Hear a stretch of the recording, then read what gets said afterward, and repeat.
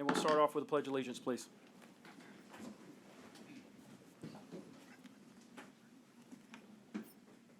I pledge allegiance to the flag of the United States of America and to the republic for which it stands, one nation, under God, indivisible, with liberty and justice for all.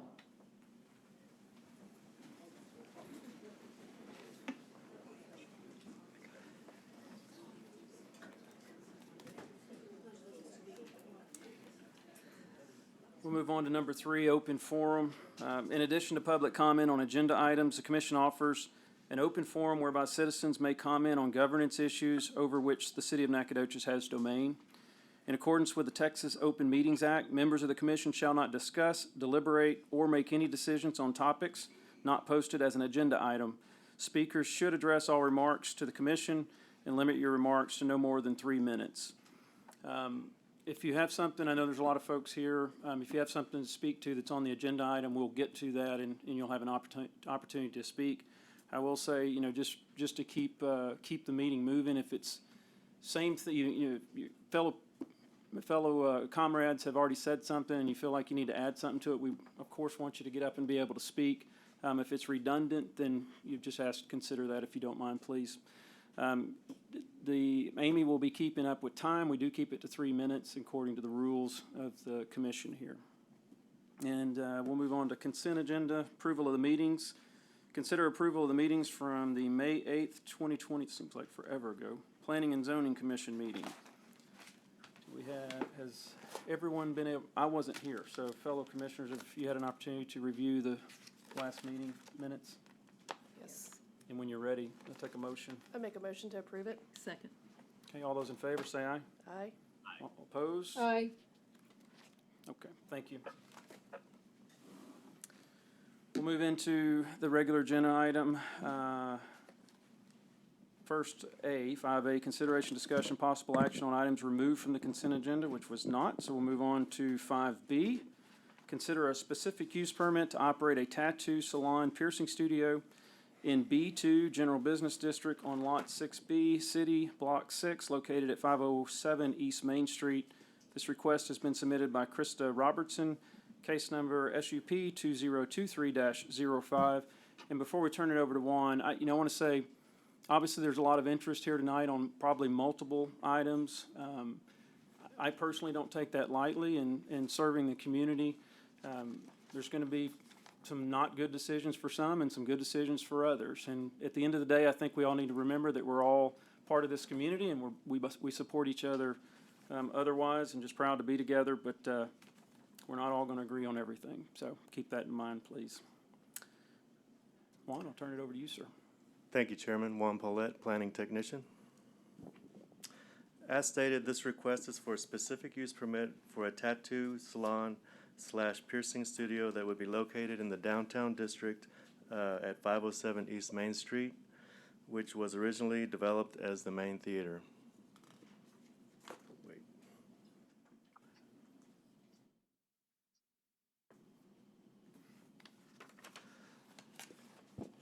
This property is zoned B2 General Business and requires the approval of a specific use permit for a tattoo salon / piercing studio to operate in this zoning district.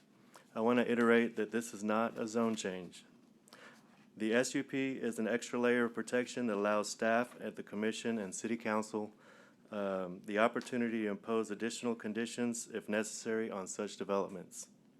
Also, a little side note, if the SUP is approved and the applicant leaves this location for whatever reason, the SUP is null and void. And the new applicant, if they wanted to do the same thing, would have to reapply for another specific use permit. The applicant is proposing to use an existing 1,000 square foot theater lobby that has been converted to a tenant space and will be sharing the space with a licensed body piercer. The applicant is proposing the following conditions to help mitigate any concerns from the community and local business owners. Hours of operation are going to be between 1 to 7, and they're going to be closed Tuesday through Saturday, closed Sunday and Monday. Tattoos are going to be by appointment only, and they're proposing to preserve the exterior facade of the theater and with minimal signage. And the existing display cabinets will showcase community events.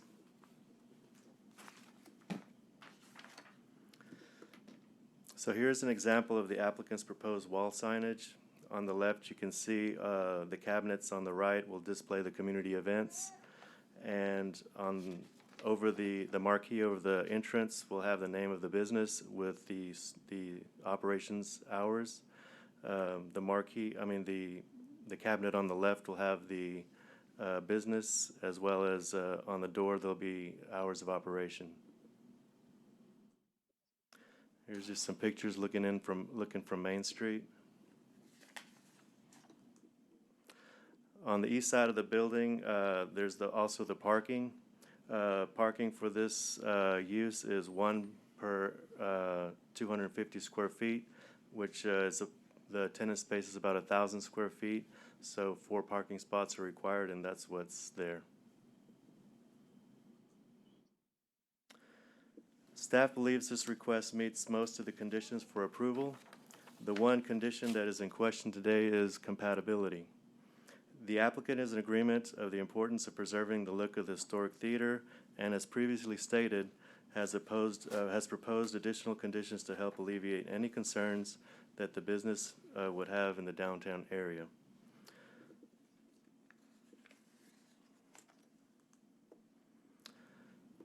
This slide shows the type of uses within the 200-foot notification area. Staff sent out 15 notices to those property owners and have received 1 written response in support and 3 in opposition of this request. The 3 opposing response forms triggers the 20% rule, requiring a favorable vote of 3/4 of the commission for the request to pass. Staff also facilitated a neighborhood meeting for this request on July 24th to discuss and answer questions about this request. We had over 50 people in attendance expressing their support as well as their concerns. The major concern was that the tattoo piercing studio was not an appropriate business for the downtown historic district. Other concerns were possible decrease in property values, proximity to residential homes, and operational hours. There was also a significant amount of support for the request, stating that the business would be an asset to downtown by bringing in potential shoppers. As of last Friday, staff has received over 109 emails from the community. 74 of those emails were in support of the request, and 35 were opposed.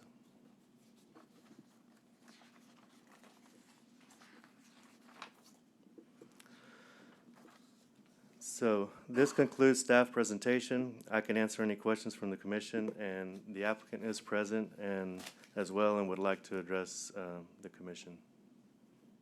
Thank you, Juan. Appreciate it. You guys want to move on to any questions right now? Do you want to move on to? If we need to move on to- Question. Yes, Meg, go ahead. I think it might be a correction, but I believe, Juan, that you said that the 20% rule triggers the need for a supermajority of 3/4 of the commission, but I believe that it's the city council that has to have the supermajority, not the commission. Is that correct, or help me out? I was informed that it was, as well as the P&Z commission as well. That was our impression. Well, I think we're making a recommendation, and city Right. council is voting to either approve or not approve. Correct. Maggie, at the end of the day, we make a recommendation to the city council, and they'll ultimately approve or deny. Mhm. So, In the based on ordinance, it does 3/4. state commission. okay, okay. I don't know how to get clarity on that right now, or we can, not sure that we need to, we can. Maggie noted. No, Steve's got that. Thank you. Yep. Okay, we'll move into public comment on the item. Just a reminder, if you come up and speak, 3 minutes, please. Additionally, state your full name and address for the record. Do you want the applicant to speak before or after? Oh, I'm sorry.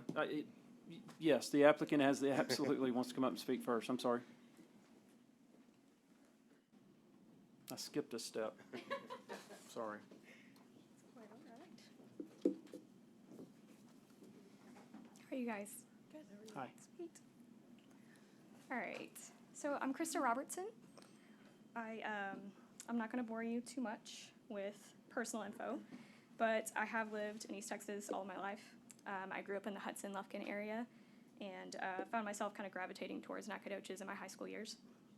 I've always been an artist and, sorry, not used to these. I have always been an artist and was fortunate enough to turn my passion into multiple artistic careers. I then got the opportunity to start working at Casey's Tattoo in 2010, and I have been living here and doing tattoos here since. While I am a new business owner, I am not new to this town. I'm very active in this community, and I love and care about this town very much. I'm not a stranger coming in, trying to do anything radical.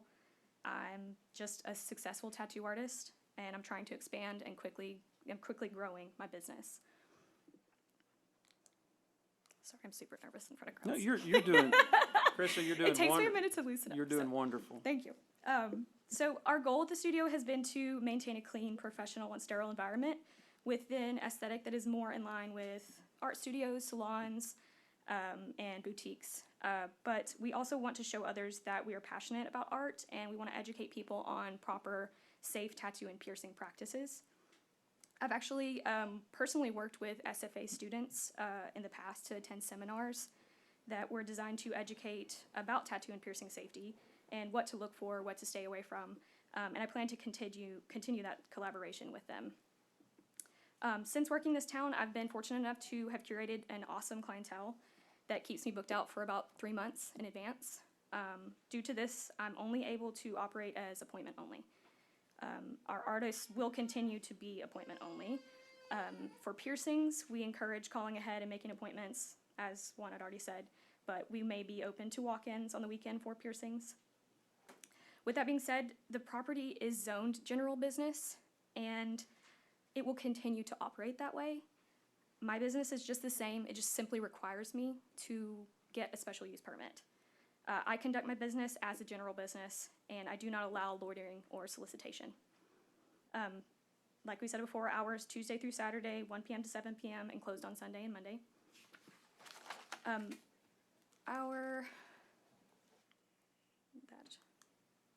Our current studio, these are pictures of our studio, is operating in a suite within the same building as Special Effects Salon. It is owned by Autumn Anthony, another very successful lady, who also cares about maintaining a professional image as well. She is also here today. I was welcomed to this salon and easily proved that our aesthetic, it fit perfectly alongside them. It not only could we work alongside with them in harmony, but we actually share a very large clientele. We loved being able to work alongside them. It was amazing, but we have outgrown the space. As you saw before, this is the outside mock-up. This brings us to where we are now. We're trying to rent out this theater, and we want to assure everyone that we would not want to take away from the outside the historical charm of it, and that's why we've provided these mock-ups, just to show you, we don't really want to mess with the outside too much, just to put, just some simple signage, basic, minimal changes. And for the posters, of course, we want to advertise a lot of the, maybe Blueberry Festival, art walks, anything that's going to go on downtown. We would love to keep that in there. I've also provided clientele demographics from over 100 of my. Over half of those clients are women. Majority are in their 30s. 33% hold bachelor's degrees, 12% master's degrees, and some of the most popular occupations listed were marketing managers, healthcare workers, professors, first responders, and stay-at-home moms. I've also provided a map that was along with that survey, and it's just showing all of the different areas of Texas that my clientele drive from to acquire my services. While this survey proved interesting, it still is only a small portion of my clients, and they truly are from all walks of life. We should be bringing down businesses downtown that reflect that, I feel, as well. We shouldn't just cater to a narrow group. We should be catering to all types of people. That was something that was brought up at the neighborhood meeting. It was some people's opinion that only retail should be downtown, or only this should be downtown, or that should be downtown. And I think that a lot of people disagreed. There's a cigar shop, there's a bar, there's a brewery.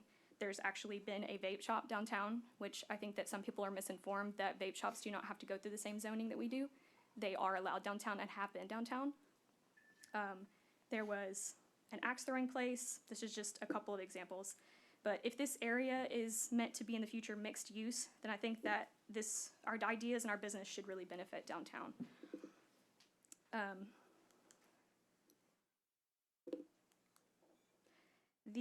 Also during our neighborhood meeting, I was very appreciative to see that we had a lot of support, but it was my honest intention to make sure that whoever might be there in opposition, we could answer their questions and ease their concerns.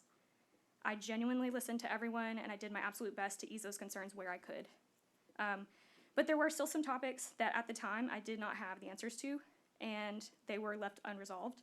And I wanted to just touch on those briefly, and then would be happy to address any more questions that anybody has or will come up through the rest of the meeting. To start, this area is proposed in the future land use plan as Central City Mixed Use, which is allowed a variety of public uses. And if anyone saw the 200 feet notification map at the beginning of this meeting that Juan showed, you would see that this area is sprinkled with residential, but it's still more heavily a commercial environment. The topic of property values decreasing was brought up from concerned residential owners. And I've done as much research as I can and talked to many local realtors and was met with the same answer, that my business simply will not affect property values. I also want to assure that when it comes to the desirability of buying a house in this area, a buyer wouldn't look across the street and see, oh, there's a tattoo shop. They would look across the street and still see a quaint, historic, old-timey theater. The signage for our place, like I said again, is what it is, but the only words that will state tattoo and piercing are going to be on the door in a small print and on the front entrance door, and it would not be seen from across the street.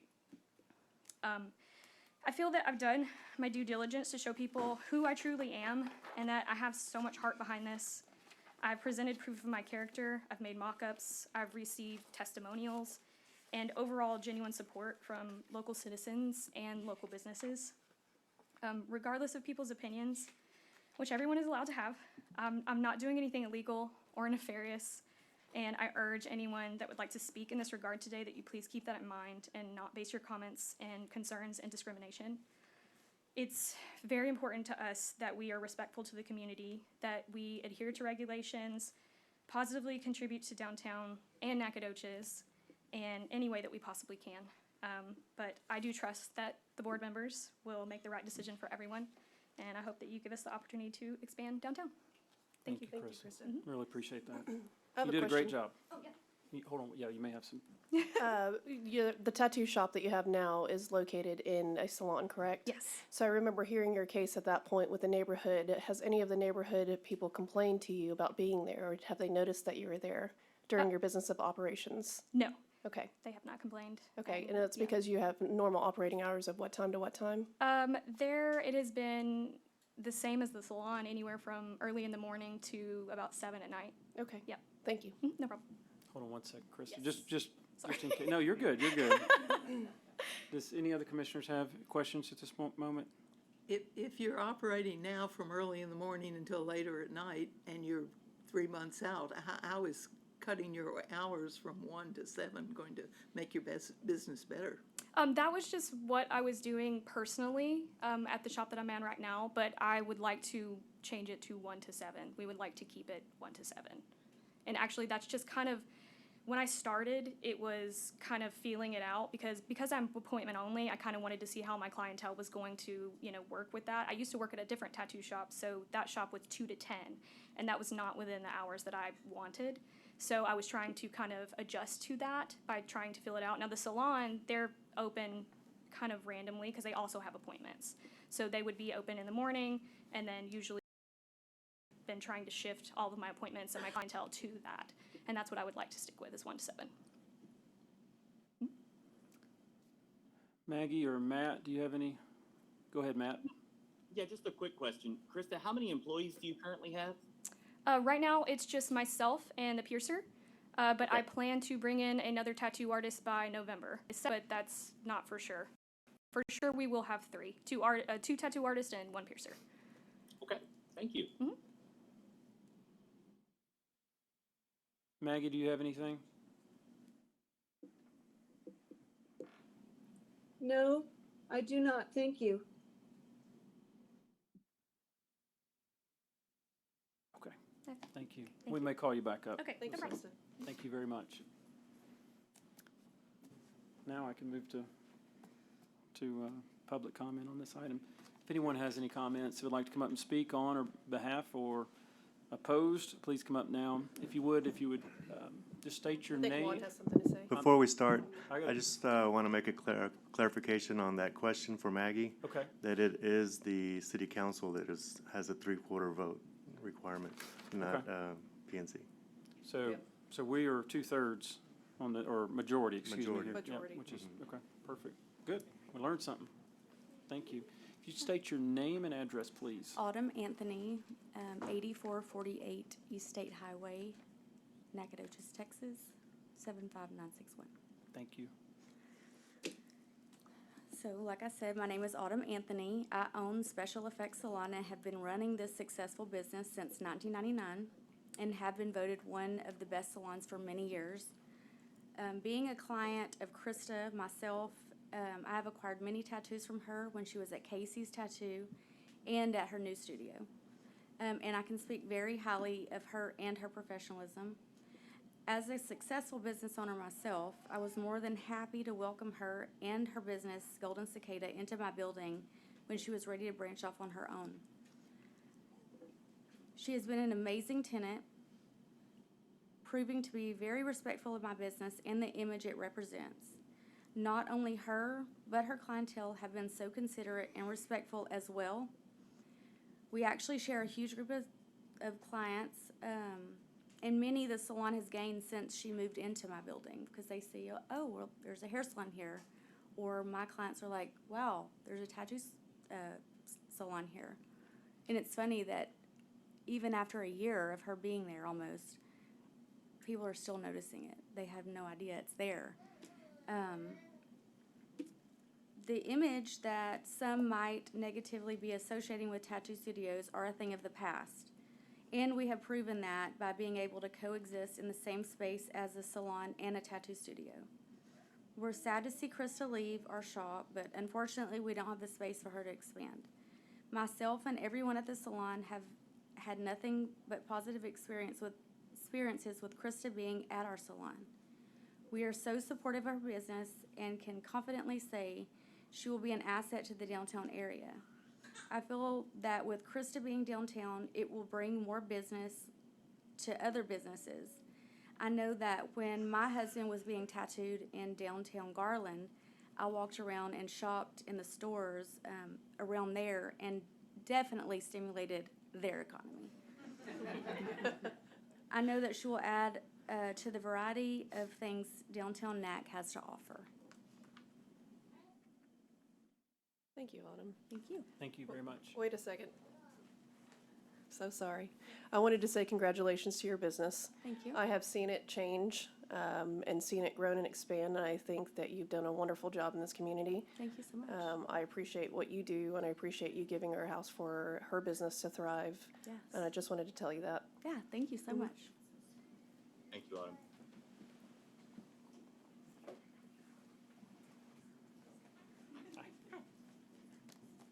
Hi, my name is Emily Dodson. I live at 2299 County Road 711. That's 75964. How are you, Emily? I'm good. How are you? Good. Okay. So I'm Emily Dodson. I hold a master's degree in advertising and public relations. I work full-time at SFA, and I'm also an independent graphic designer. I've developed branding for many local businesses, most recently Susu's here downtown. So I'm very familiar with the importance of brands that positively contribute to the atmosphere of downtown. My husband and I own a local recycling business. We both come from families that have been in Nacogdoches for more than 4 generations, and I'm also raising 3 children here. So I am deeply invested in Nacogdoches. I want to talk to you today about why my professional experience alongside my deep roots in Nacogdoches lead me to give my full support to everything that Krista is trying to do here today. I attended the last zoning and planning meeting about Krista renting the space, and I heard a lot of concerns about the types of people that might be frequenting the space. First, I want to say, as Autumn did, that this is fairly unwarranted. Of Americans aged 19 to 39 now, over half have tattoos. This number will only continue to rise as younger generations come of age. Tattoos are no longer reserved for the edges of society as it may have been once perceived. But even if we do hold to that old stereotype for just a minute, I want to talk about the impact that those types of people still do have on the economy. So do you know that it is estimated that over 80% of truckers have tattoos? You might wonder why that matters.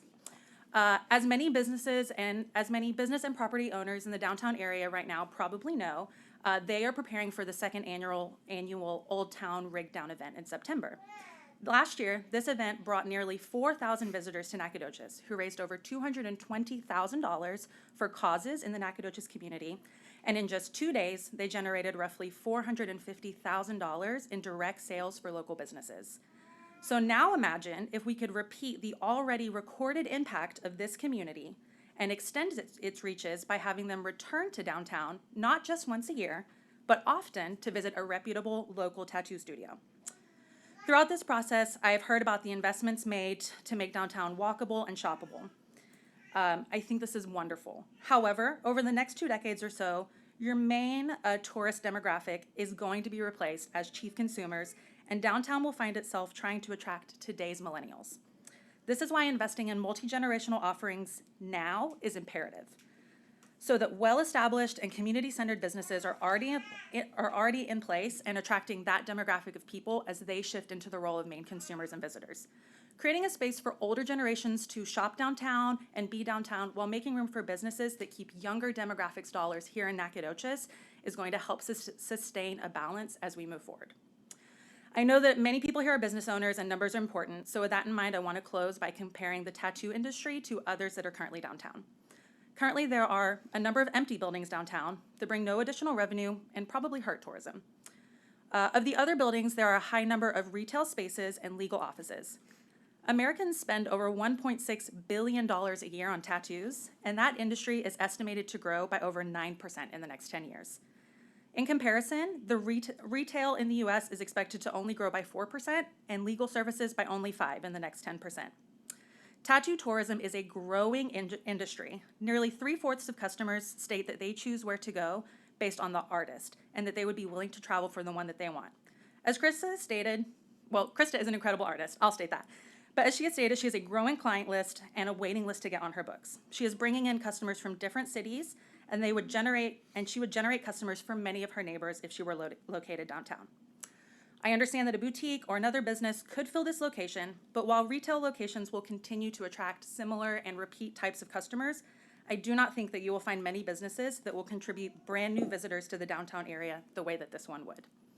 I think that it would be to downtown and tourism's detriment were she not to be permitted to use the space. Thank you. Thank you, Emily. Appreciate that. Great, thank you.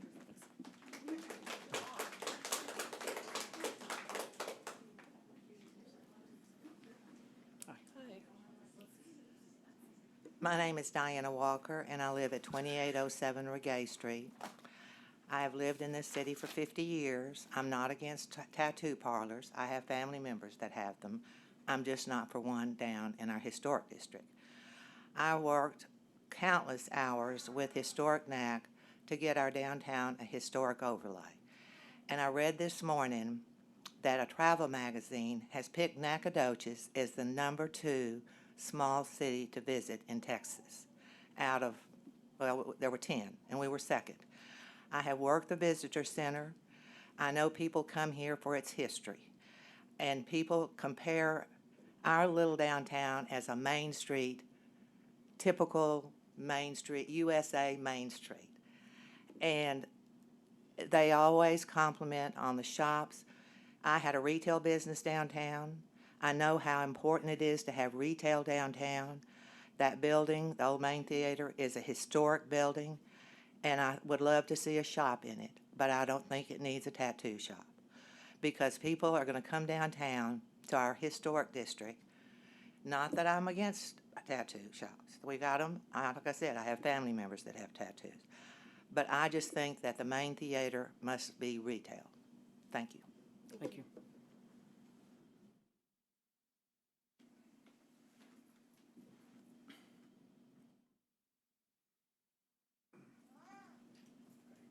Hello. My name is Ricardo Estrada. I live at 5160 East Main Street, directly in front of the theater there. I just think it's an improper location for this. I do have friends, people I know have tattoos. It's just not the right location. I do believe it will affect the property values. Should we ever decide to sell our house, I just don't think it's the proper location. That's my thoughts. Thank you. Thank you, Thank you. Mr. Estrada.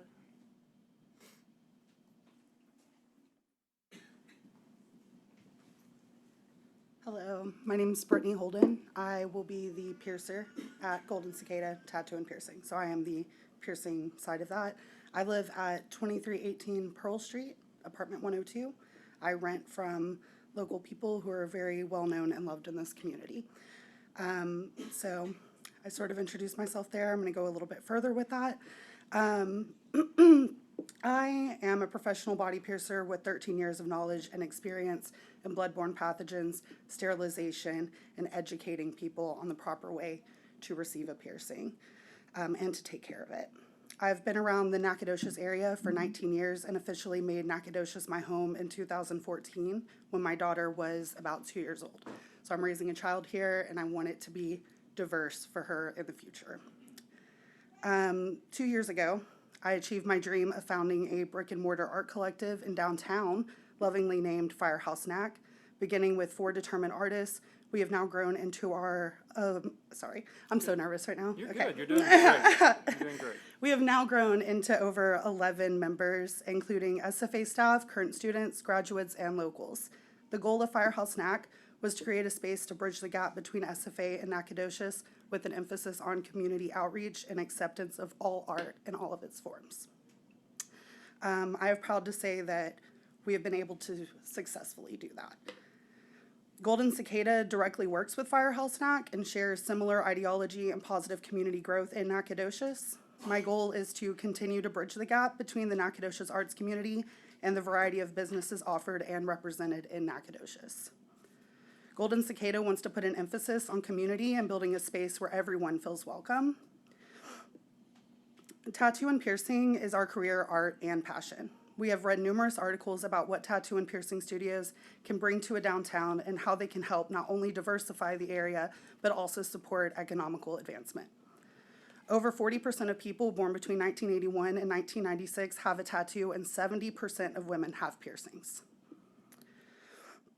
While our clientele may range from 18 to 80, financially, we are looking at the generational growth and how appealing to the younger generation can make downtown the bustling art and shopping center point for Nacogdoches. According to business.com and the National Community Reinvestment Coalition, the NCRC, which supports entrepreneurial efforts, when small businesses thrive in a community, the NCRC says it creates jobs that foster neighborhood wealth and financial stability. Golden Cicada is an already thriving business, asking to expand and move to an area where we can continue to grow and be a welcoming addition to the downtown we know, love, and actively participate in. I urge everyone to look at the proof of what a successful business means to an area, whether that business is within your interest or not. I also urge everyone to leave the bias and discrimination against tattoo and piercing out of the decision and instead consider the community development, acceptance, diversity, and professionalism our studio brings to Nacogdoches. Golden Cicada is a business owned and ran by artists and belongs in Nacogdoches and deserves to be represented and included in the historical area that is also considered the Arts District. I just want to thank everyone for their time and support, and I look forward to the future and the city's growth. Thank you, Brittany. You did really well. Thanks. Thank you.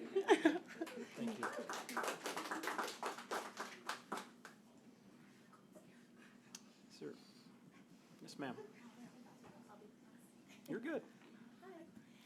My name is Charity Rakestraw, and I live at 411 Richardson Street, Nacogdoches, 75961.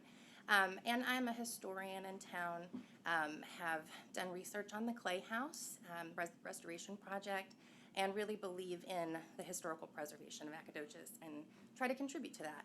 I'd just like to speak to the historical element that Krista spoke to in terms of preserving the facade, which it sounds like she's going to put a lot of intention behind that.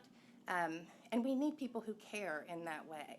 So regardless of the type of business it is, I think it's really important that she's focused on that and that aesthetic preservation. Also, history is about the entire community, about our collective diversity. So I really think that this would be a great way to embrace that element as we look towards the future of NAC together. So thank you, Charity. Appreciate it.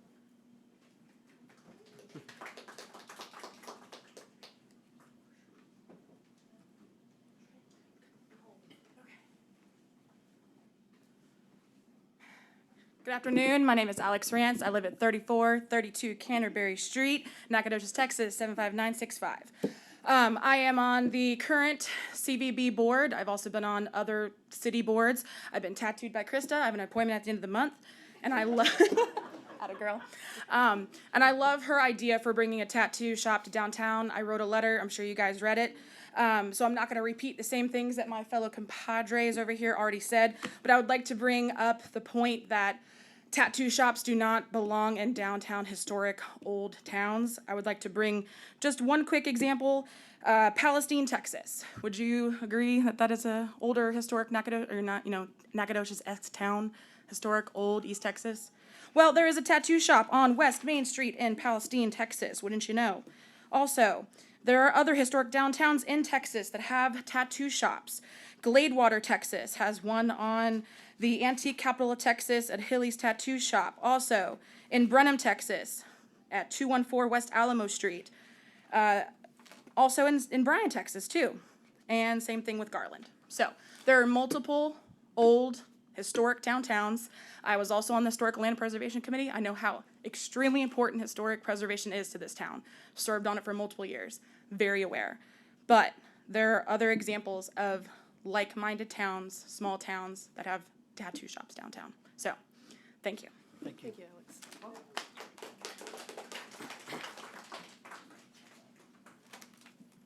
Any other comments?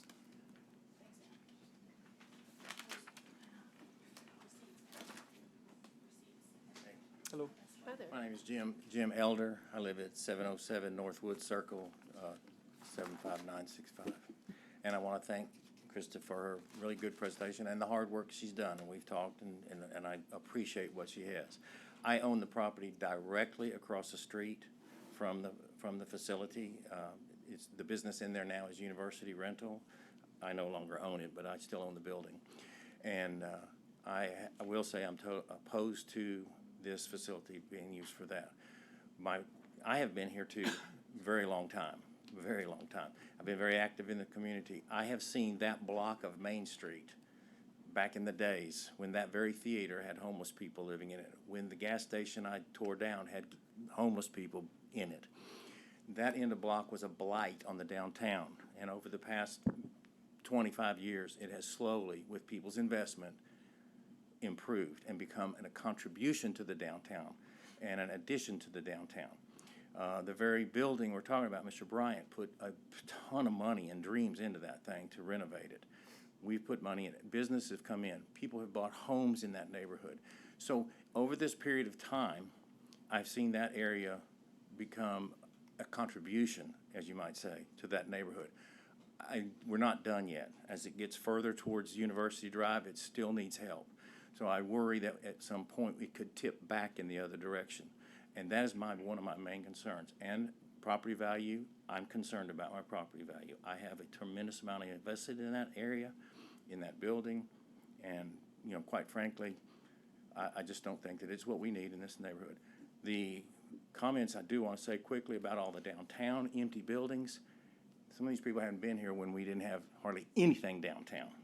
There is such a limited inventory now. The two big empty buildings, I don't know if they even know what the McLean's Menswear was, but Mr. White's renovating that, and that's going to be substantial. The restaurant on the corner, whatever that building was. There are a few empty shops, small ones. I bet there's not 4, but I can remember in not too far distance, there was 24. It was a ghost town, other than the banks and the law offices. So I'm proud of what Nacogdoches has done over the last 25 years, and I don't want to see it go back the other direction. I feel strongly about this, and thank you for your time. Thank you. Thank you.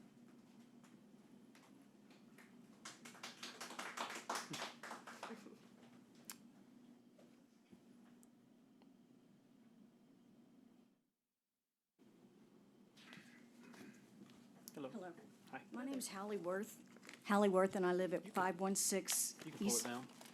sorry. No, you're good. Is that better? Hallie Worth, and I live at 516 East Main Street, 75961. And it's directly, or kind of a catty corner, across from the old theater. 7 years ago, Rick and I, and he came up earlier to talk, Rick and I fell in love with Nacogdoches. We're from San Antonio originally. And we wanted to get out of big city, lots of crime, a lot of traffic. So when we started looking around at smaller towns as we were close to retirement, once we saw Nacogdoches, it just took us 5 minutes to decide this is where we wanted to retire. I still love the town. I love the historic downtown. I love living downtown. When there's a parade, we have front row seats. We can walk right outside our house to go to all the festival events. However, with that being said, I am opposed to a tattoo parlor across the street from me. I'm not opposed to tattoos. My daughter has a full sleeve, and she's beginning to get some on her leg. I love my daughter, and that's her right. Lots of people have tattoos today. With that being said, I don't think many people would want to live in their historic home that they've preserved. I put a lot of money into my home. I'm still restoring it. I don't think a lot of people would want to live across from a tattoo parlor, even if they do get tattoos themselves. Rick has tattoos, but he doesn't want a tattoo parlor across from our street. I am very concerned about my property values going down if I choose to sell. If I decide to sell, there's obviously going to be a smaller pool of people that would be interested in purchasing it, because a lot of people would be like me, would not want one across the street from their house. My house was built in 1895 by Diedrich Rolf. A lot of the older homes here he built, beautiful older homes. That house has been there since 1895. Let's keep downtown Nacogdoches where there's historic homes and not around businesses that should be other places like North Street or University. I think there's plenty of places that the tattoo parlor can go into, and that's fine. I don't have a problem with that, but I do have a problem with it being across the street from my house. Thank you. Thank you.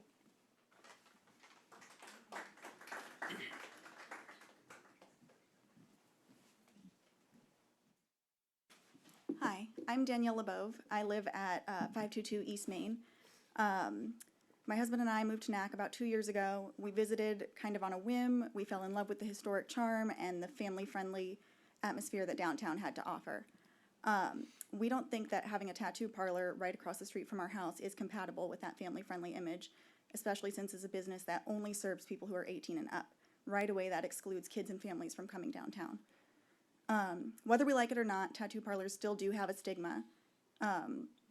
And as my neighbors said, we are all worried that it's going to hurt our property value. And one realtor that I talked to does believe that it would be devastating for our property values.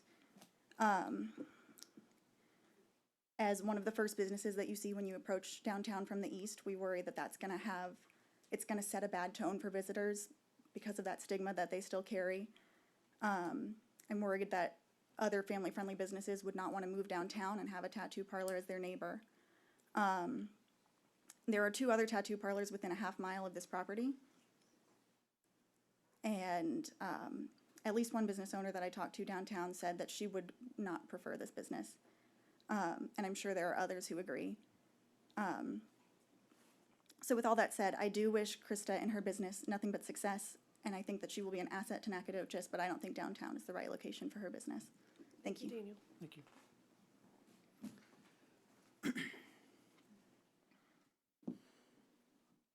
Anyone else? You're the next on The Price is Right. All right. $1, Bob. My name is Ben Idom. I live at 3211 Pearl Street. I got a timer going. Good. All right. I don't have any tattoos. You could probably tell, but I've known Spud since I first moved here 8 years ago. And sorry, by the way. Really? Everybody who knows and loves her calls her Spud. Because Spud also has a family, and so does Brittany. And I know Brittany's a little girl and love her to death too. And so saying it's not a family-friendly place is just like saying, well, they don't have families and maybe they're not friendly either. When we all know that's definitely not true based on everything we've seen and heard from everybody that does know her. Plus, I just want to say, what's historic about an apartment that has a movie theater sign in the front of it? Because it ain't a movie theater. Like, that's not a historic movie theater with a historic inside. It's a historic facade, and she's going to keep that. So I say just let her, do the work. And if somebody doesn't like what she wants to do inside, then go talk to the guy who owns it and rent the building and put a business in there that you do want. Otherwise, live and let live. That's it. Thanks. Thank you. Thank you.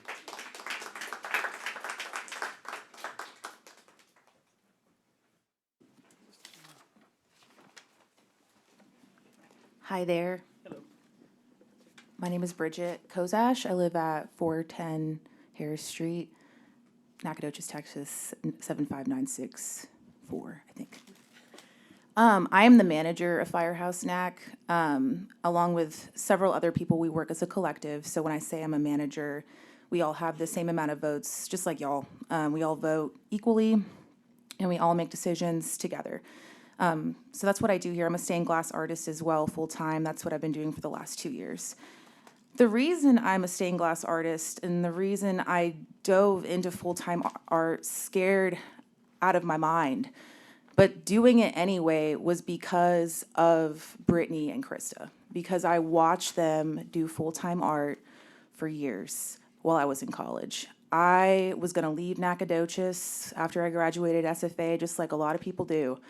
And I stayed here and started this art collective and became a full-time artist because I saw the path and I saw that I could walk that path because they've been doing it for years. So I know that we're talking a lot about historical preservation, but I wonder if maybe we can set a historical precedent that I feel has already been set, which is that we have these two amazing women right here that have been full-time artists for years, and they're inspiring to many other people in this community, including myself, to the point where I am sustaining myself full-time and contributing my time and money to this community and its economy. And I think a lot of other people may feel inspired to do the same. That's what I wanted to say. I also wanted to give a point of clarification. Someone came up here and said that this shop would not service anyone under 18, and that is false. Brittany Holden pierces with consent children 10 years and up with a consultation appointment. And you can ask her for more clarification on that, but it's a totally consensual thing, and you can ask her. So it would be child-friendly. Thank you.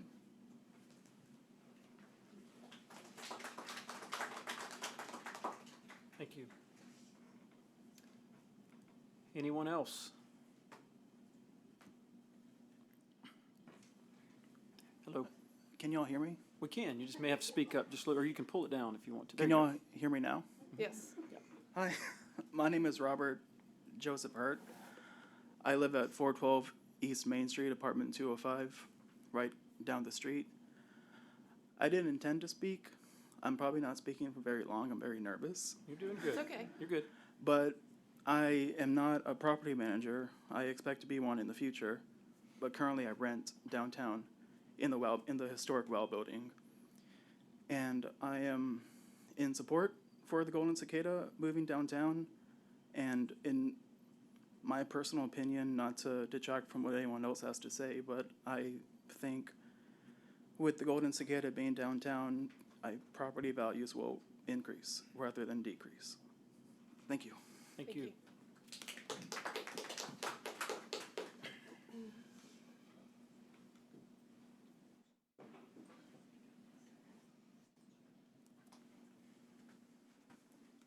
Hello, My name is Grant Menzies, 319 State Highway 7 East, and local business owner. I own Primal Piercing and Jewelry.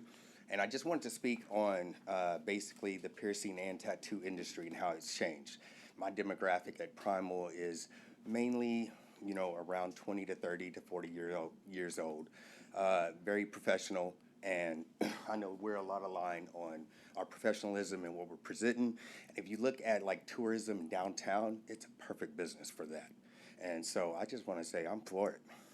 So, thank you. Thank you. Thank you. How's your business doing? Sir. Hey, Greg, we voted for you as well. Yeah. How's your business doing? It's doing good. Great, good to Yeah, hear it's it. doing good. Thank you. Yep. Yeah. Thank you.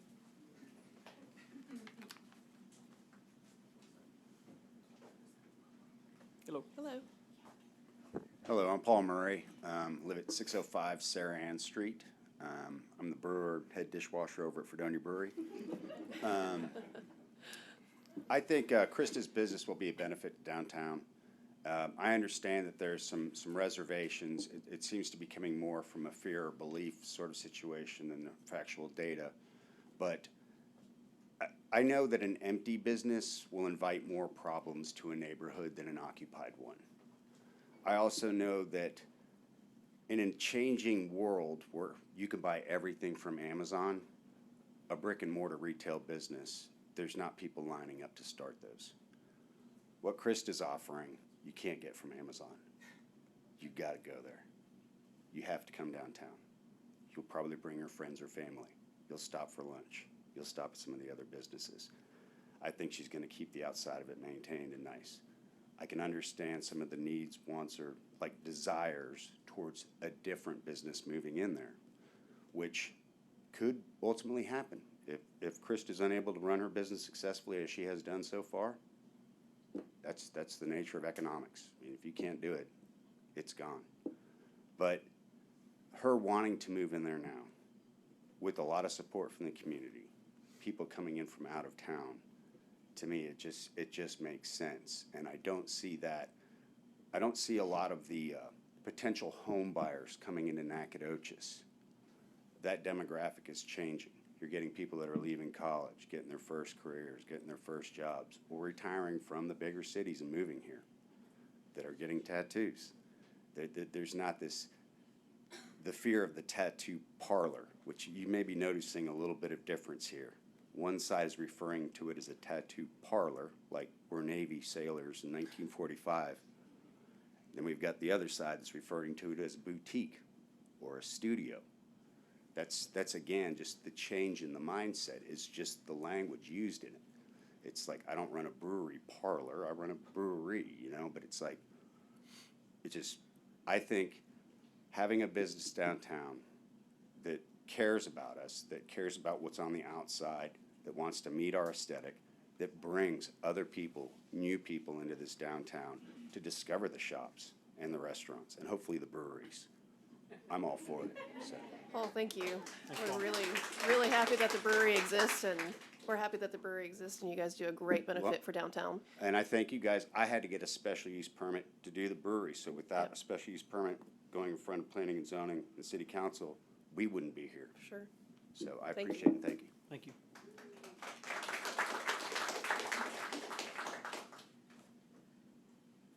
Would anyone else like to speak? Okay. Well, we'll close public comment at this moment and open it up discussion for the council. Anybody want to start? I think Lily will jump in. Sorry, y'all. I have been weighing this on my mind quite frequently because I know what our perceptions are in this community about how we need to preserve the historic downtown and how we actually need to grow economically for our younger generation as well. And it does need to be mixed. My personal opinion has been that if in commerce, just as Paul has stated and as Charity has stated, historic preservation is very important, but it can look and feel in different ways. And economically, if there's somebody that's going to rent the building, is the landlord here at all? And is willing to pay that rent to put something that is tastefully done, is there a problem with that? If she's going to preserve historic landmarks and the signs, which has been there, is there a problem with that? Now, I do understand perception-wise, how different this mentality can be of what actually comes out of a tattoo parlor, just like Paul had said, and what comes out of a tattoo boutique. And yes, it's verbiage, and it's appointment only. We have voted for her to use that in Autumn's salon, and she's been doing it with the utmost respect. And I will say that you came and gave a great presentation. And so it is a very hard decision because initially I was thinking to myself, it's really nice to keep downtown with the historic overlay the way it should be, family friendly, but what does that really mean? Because family friendly means people that have generally a good heart, that takes care of their family, that actually takes their kids out, goes out for ice cream, goes out to Susu's popcorn. We all do that, but we look different. And so that's one of the things that I would like to express to all of you guys is that generally speaking, I'm looking at commerce, I'm looking at what we can do to actually thrive as a community, and I want dollars to come in, just like the brewery has come in to actually help us get through and give a place for families to come, and everybody commingles and everybody gets along. So that's my opinion, and that's just what I wanted to state to all of you guys. Thank you. My only concern is that my son lives in a town, or did, he does not anymore, a good number of hours west of here in a small Texas town that has a college. If you went on their downtown area, you saw nothing but tattoo parlors and bars. I don't think they get a lot of tourism as a result of that. And, I don't have any problem with one. 3 of my 4 children have tattoos. It's the way it is. But I'm not sure that it's the image that the city needs in its downtown area. I'm really struggling with that. Maggie, go ahead. Thank you, Commissioner. Thank Maggie? you. I want to thank everybody that spoke tonight and wrote all these wonderful letters that we got. We got 109 letters and emails, and I think that's fantastic that people are engaged and care about what happens in our town. And I just want to thank everybody on both sides for that. I have to admit, when I first heard about this, I thought, oh no, not a tattoo parlor down in the old theater. And that's the sentiment I think a lot of the folks expressed that are against this special use permit. But as I read through the letters of support, I realized that I too have an unwarranted bias against tattoo parlors, and they're not really the same today as they were when I grew up and formed that impression. And this Crystal Robinson seems to have a really good business sense. She has an incredible clientele coming from all over. And I just really believe that it will not be a detriment to the downtown area and that it'll be an improvement. And probably most important, it may bring in the kind of demographic that we keep saying that we want to bring to downtown, which is a younger university student and staff folks. So I support it. Also, I think another good point that was made is that the building sitting empty is actually more of an eyesore and a risk and a detriment than having a nicely presented tattoo studio. So I hope that doesn't disappoint too many people, but I think it's a good idea. Thank you, Maggie. You're welcome. Matt? I'm just curious if I were to if I was a customer and I were to call and make an appointment and say I've never had a tattoo, I don't know what these things cost, and we start talking about it, and I decide that I want, say, a medium-sized piece. Krista, how much money would an appointment like that generate for your business? Krista, would you come up and address here, please? Thank you. How much money? How much would it cost? Like if I was to hypothetically ask you for, hey, how much would it cost to get something on my arm, a about that big. What kind of expense would that be for a customer? You need to get a consultation with her. Yeah. I need exact inches, please. I would say it would depend, but anywhere from 100 to 200. I know that's kind of a wide range, but I do have to have a little bit more details to know. Is that what your clientele typically is looking for? Yes. Is something of Yes, that I value? don't typically do as many small tattoos as I used to. I typically am doing anywhere from $100 pieces and up. How many of those do you think you do a day? I actually do large scale work. So I typically will do larger appointments. I'll have maybe one appointment in a day if I do a really large tattoo, or I'll do 2 in a day. So I do about 2 appointments a day, typically. But if they are smaller, I'll do anywhere from 4 to 5. So it really just depends. But yeah. That it seems like that there's a lot of value in the product that you're offering. Yes. I guess I better start saving. Yes. Yes. You know, I mean, like seriously, I mean, it's an investment. It doesn't seem like. Yes. Am I correct?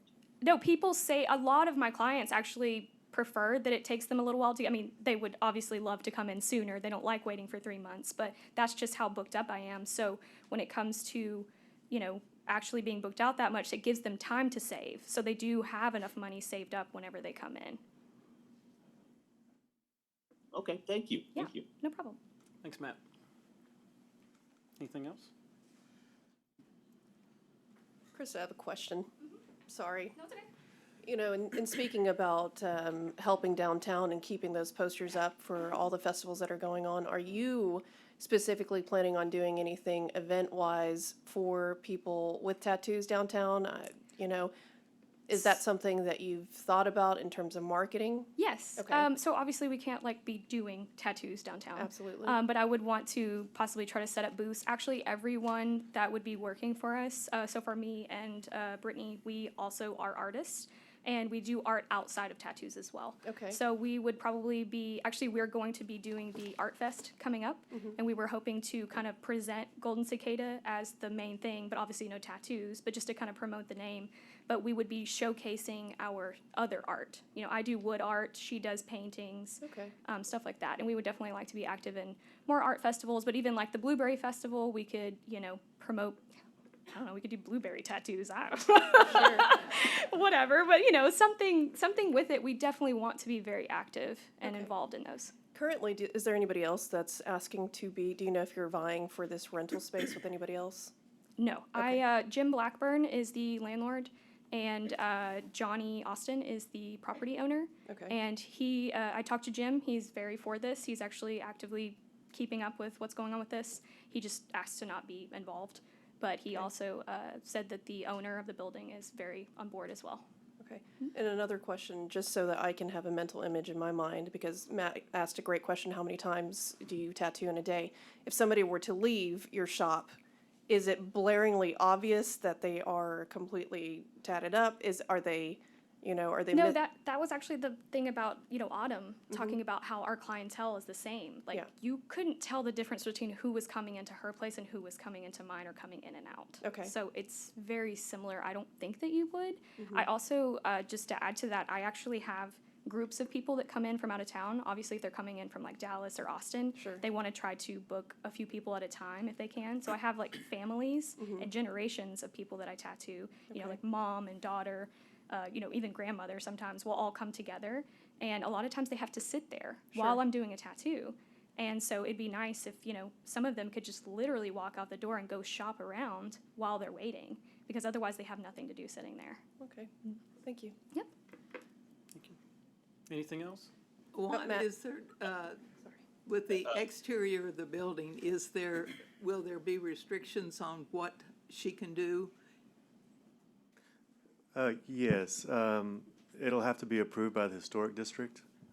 Anything on the outside, Which basically what she's proposing is just the letters and. I understand so- that, but you know, people change their minds sometimes about Yeah, what and they. if she wanted to paint it a different color, she would have to get approved by the historic district. So would the wording have to be approved by the historic district? Yes, Yes, that's what I thought. Okay. Great. Go ahead, Matt. I have a question for another question for Krista. As you were talking a second ago, we're talking about tattooing and piercing, and you had mentioned young children. I think you were talking about getting their ears pierced. I really hadn't thought about that, and as you were talking about the art fest and stuff like that, it brought up a question. Will you be? I mean, you're an artist. Will you be selling any kind of art products out of Golden Cicada? Mainly just merch, stickers, shirts, things like that. But I don't know, we might display our art at some point and, you know, be like, oh, well, that's for sale if you wanted it. So, I mean, it is essentially, that's why we say we're kind of in line with art studios, because we're very closely linked with the Firehouse Knack, who are a bunch of artists as well. So I would really love to showcase more artist things there. So if that happens to work out with the space, then, you know, we could showcase some art there and try to sell it as well. Haven't really thought too much into that. I figured it would just kind of like, you know, kind of grow as we figured it out. But yes. Okay. Well, thank you.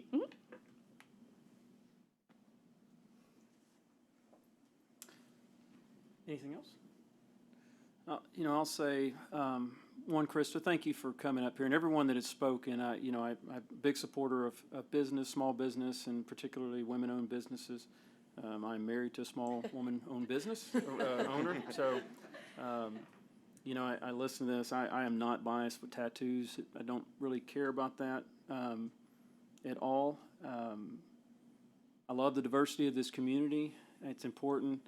I do also think that, you know, we're operating as a commission within the confines of an existing zoning structure, and we have to do the best that we can with that. I do also believe it comes down to property owners and their opinions and what it means for them, and I think that carries a big weight. I think there's a high bar that has to be met for an exemption to be made here, and it's not one that I don't think any one of us up here take lightly. We're all just common folks. We're all citizens. I've said this before. Citizen Brad, many times, or one time, a long time ago, that we serve up, not down. So I hate sitting up here. I think it needs to be the other way around. But in any event, we have to come to a decision on it. It does go on to city council and goes from there. But a big supporter of business in the community. I really thank you for getting up and doing what you've done tonight. So thank you. Thank you. Is there any other comments? Okay, we'll move. Do I have a motion? I'd like to make a motion to advance this to the city council. Okay. All those in favor, say aye. Or I need a second, I'm I'll sorry. second it. Okay, all those in favor, say aye. Aye. All those opposed, say nay. No. Nay. So forward carries. So thank you very much. Your next stop is city council.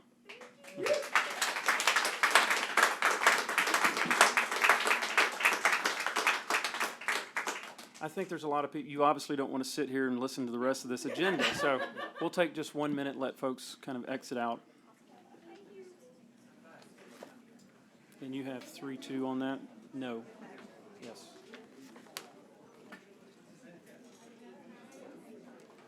Thank you. I was really opposed to it before. I was completely opposed to it, but For me, it came down to property right owners. Yeah. It's a property rights decision. Yeah. And it's a tough one. yeah, it is a tough one. But, You know, I thought about the UT if system it were coming. my house, I wouldn't want it across the street. from Yeah. Well, I looked at that and I thought about that, and as the numbers for tattoo parlors, for just the boutique aspect of it, how many people are leaving, how many people are coming in, if it's by appointment only, what's actually going to happen. Yeah. It was really tough because I know that the demographics are shifting. Oh, sure. You know, and I want to be able, service is a very important thing. Retail is dying, and I don't know how to actually continue to save that, but yeah, it's interesting. We Juan, are we ready?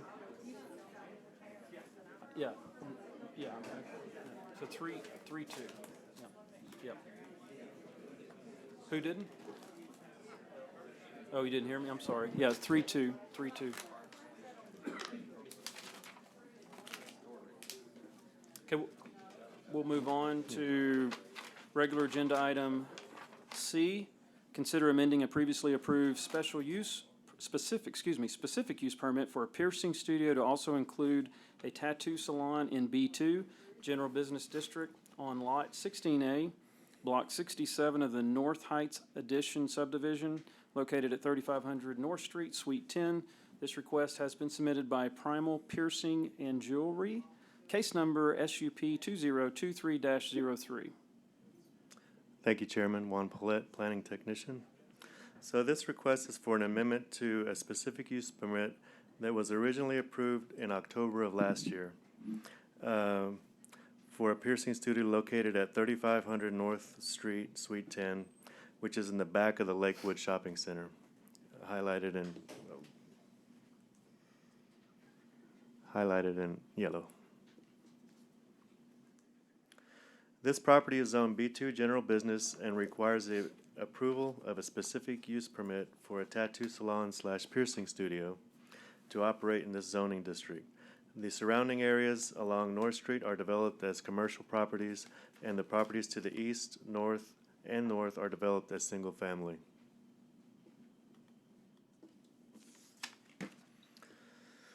The applicant is proposing to amend the current specific use permit to include a tattoo salon to his current 1,200 square foot location that also operates as a jewelry store. The applicant plans to share the space with a guest and/or permanent tattoo artist, with a maximum of two piercers and 2 tattoo artists operating at the same time. His hours of operation for the jewelry store are going to be between 10 a.m. and 9 p.m., with the piercing and tattoo opening up between 1 and 9 p.m. Tuesday through Saturday, closed Sunday and Monday. Here's some pictures of the storefront. This particular one is located on the back half of the shopping center, parallel to North Street. And just some more views of it, looking at it from the parking lot.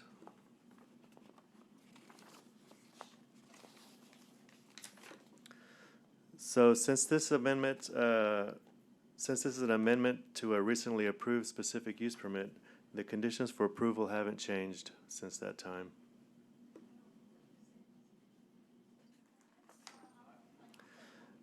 This slide shows the type of uses within the 200-foot notification area. Staff sent out 9 notices to those property owners within the 200-foot area.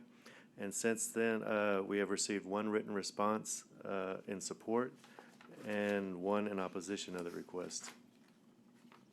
Staff facilitated a neighborhood meeting for the property owners within 500 feet of the subject property on July 12th to discuss the answer to questions of the request, and none of the surrounding property owners attended the meeting.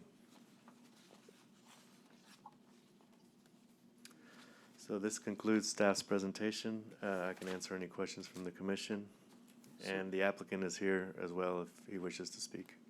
So we approved this for special use permit for the piercing side before? Yes, in October. This is And so this is just an amendment to its that. current To the hours. specific use permit to add a tattoo salon as well. Is there any other changes or conditions with this one? No, that's the only change.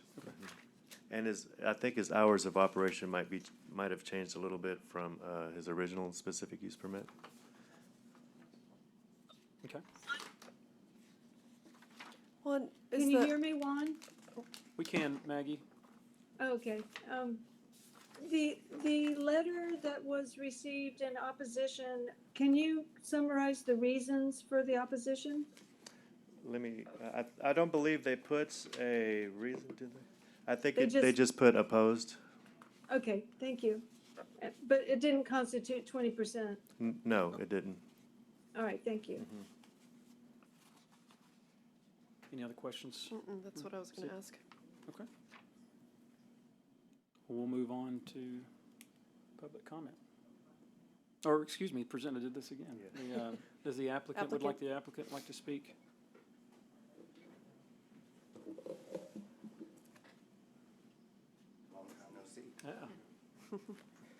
Yeah. My name is Grant Menzies. I'm owner of Primal Piercing and Jewelry.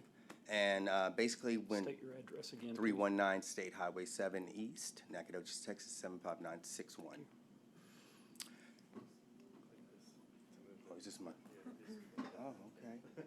So basically, we've been open for a year now, and within that year, we have really learned a lot. And our demographic has, like I was saying before with Golden Cicada, our demographic is really all over the map. It's mainly older people, mainly moms, nurses, teachers.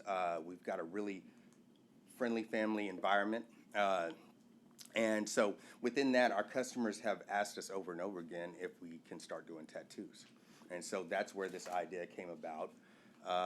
And so basically that's where we're at. They just, I think that when they're comfortable with an area, they would like to come to that area and do all their self-expression, whether it's tattoo or piercing. So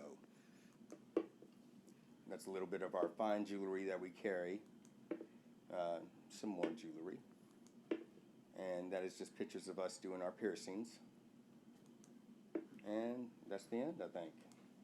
So, yeah, that is where it came from. And so, anyways, thank y'all so much for your time. Thank you. All right. You said business, you asked that question a while ago, business going well for you?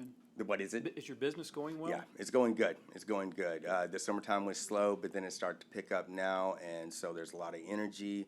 The SFA students, of course, but just, it's been really good. We're getting a lot of out-of-town people coming through, too, so I'm really happy about that.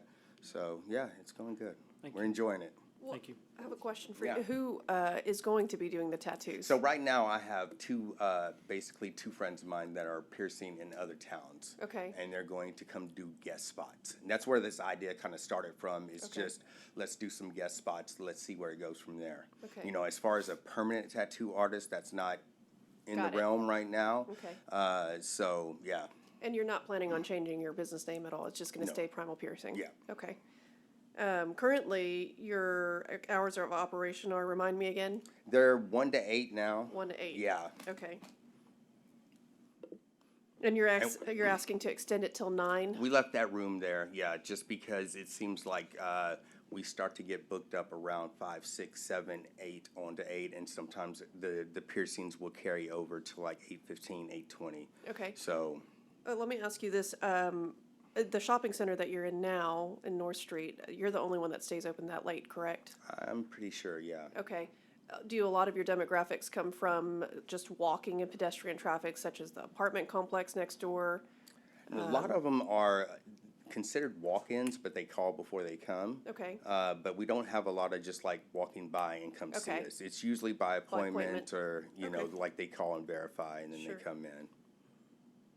Thank you. Yeah. Thank you, sir. Any other comments right now from the commission? Okay, we'll open it up to public comment. Does anyone want to speak on it? Okay, we will close public comment and open up council discussion. Any other comments? Matt has one. Sorry, Matt, go ahead. No, it's okay. Thank you. Just to clarify, this is, we're adding stuff into what's already been approved, adding products that you can provide, that you can offer, so that you can sort of test out new things, right? To see if those are That's correct. directions you want to grow your business. We'll let you speak to it. That's exactly it. Not- Yeah. We're the back head. Yeah, and it's really just, it really got, this idea got brought up with the customers. When you have so many customers keep asking about us doing tattoos, that, you got to listen. And so, and there's a reason why tattoo and piercing, I think, always stay married, and so, which, with us just doing piercing and the jewelry side of it, we've been doing very good as far as financially. But there's always room to grow, and there's always room to expand. So, He's a Well, capitalist. as one last note, thank you for that. But as one last note, I appreciate that you're trying to offer a business model. You're growing your business model right after you just went and supported one of your competitors. I say the same thing. Yeah.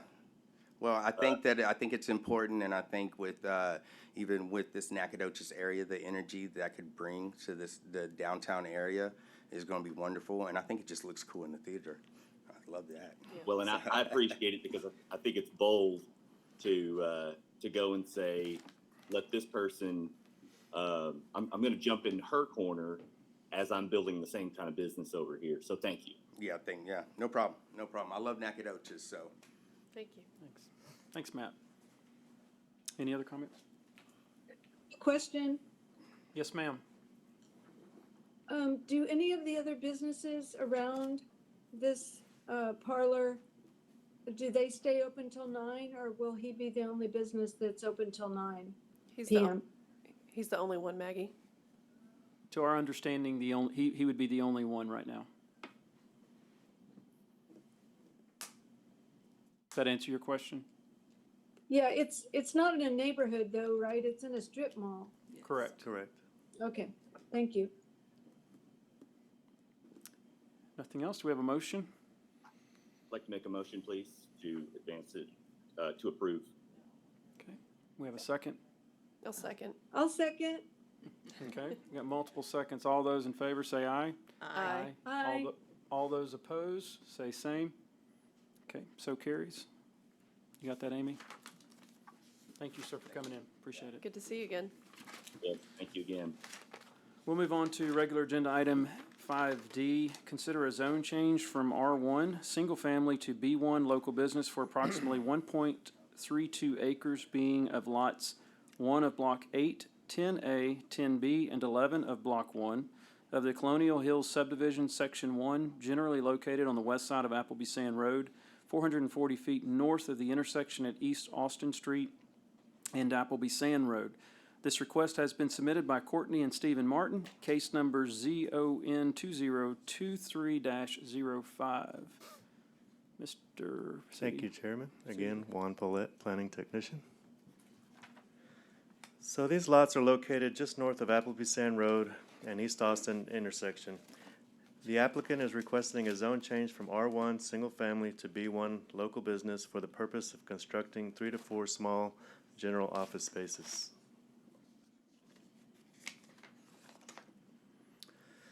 As you can see in the slide on the left is the existing zoning as it is today, and then the slide on the right is the proposed zoning, which would continue the B1 to the north on those 4 lots highlighted in yellow. These lots are surrounded by R1 residential to the north, east, and west, and to the south, abutting the existing B1 zoning district. This property is located in one of the very few B1 zoning districts within the city. The zoning ordinance states that B1 district is intended to accommodate those businesses' activities, supplying the day-to-day commercial needs of nearby residents. These type of businesses, the type and intensity of uses allowed in this district are limited so as to not adversely affect the neighboring residential area. These areas are generally found along major intersections inside residential areas throughout town. They are intended to promote small amounts of commercial development that serve the citizens of the surrounding neighborhood without detracting from the residential quality of the area. Some other examples of allowable uses in B1 are like small daycares, legal services, medical or dental offices, dry cleaners, photography studio, bakery shop, just to name a few. This is our future land use slide, which dictates this whole area basically as single family. And the proposed use does go against the future land use plan that describes this area as single family residential. This land use category is described as conventional one-family detached dwellings that also include duplexes. The applicant has provided a comprehensive plan amendment letter with their reasoning for proposing to amend the comprehensive plan. This is a picture of the subject property looking from Appleby Sand Road. And this picture, the top picture was taken towards the rear of the property, facing Appleby Sand Road, and there's approximately a 14-foot elevation drop from the front to the back of the property.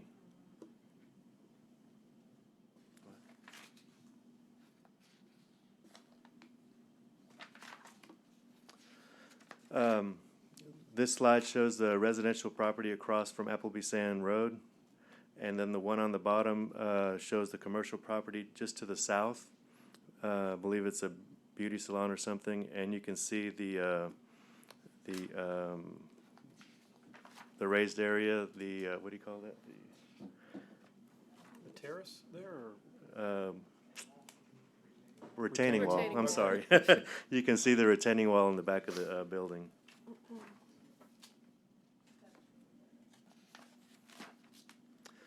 So, one of the major concerns that the residents have with this zone change was number 3 of the conditions for approval, which addresses drainage.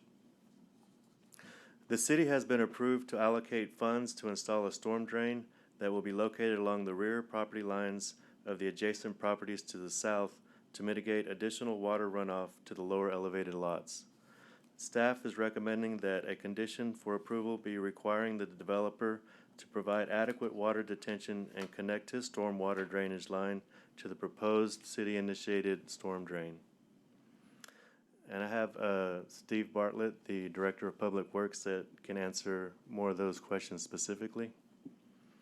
The other condition that will have to be met is the applicant will have to provide commercial district landscaping along the front of the property, along Appleby Sand Road, which they will be required to plant street trees along there.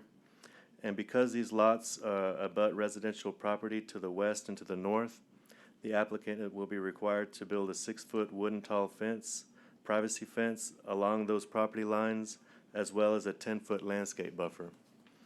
And also tree preservation is recommended along the landscape buffer.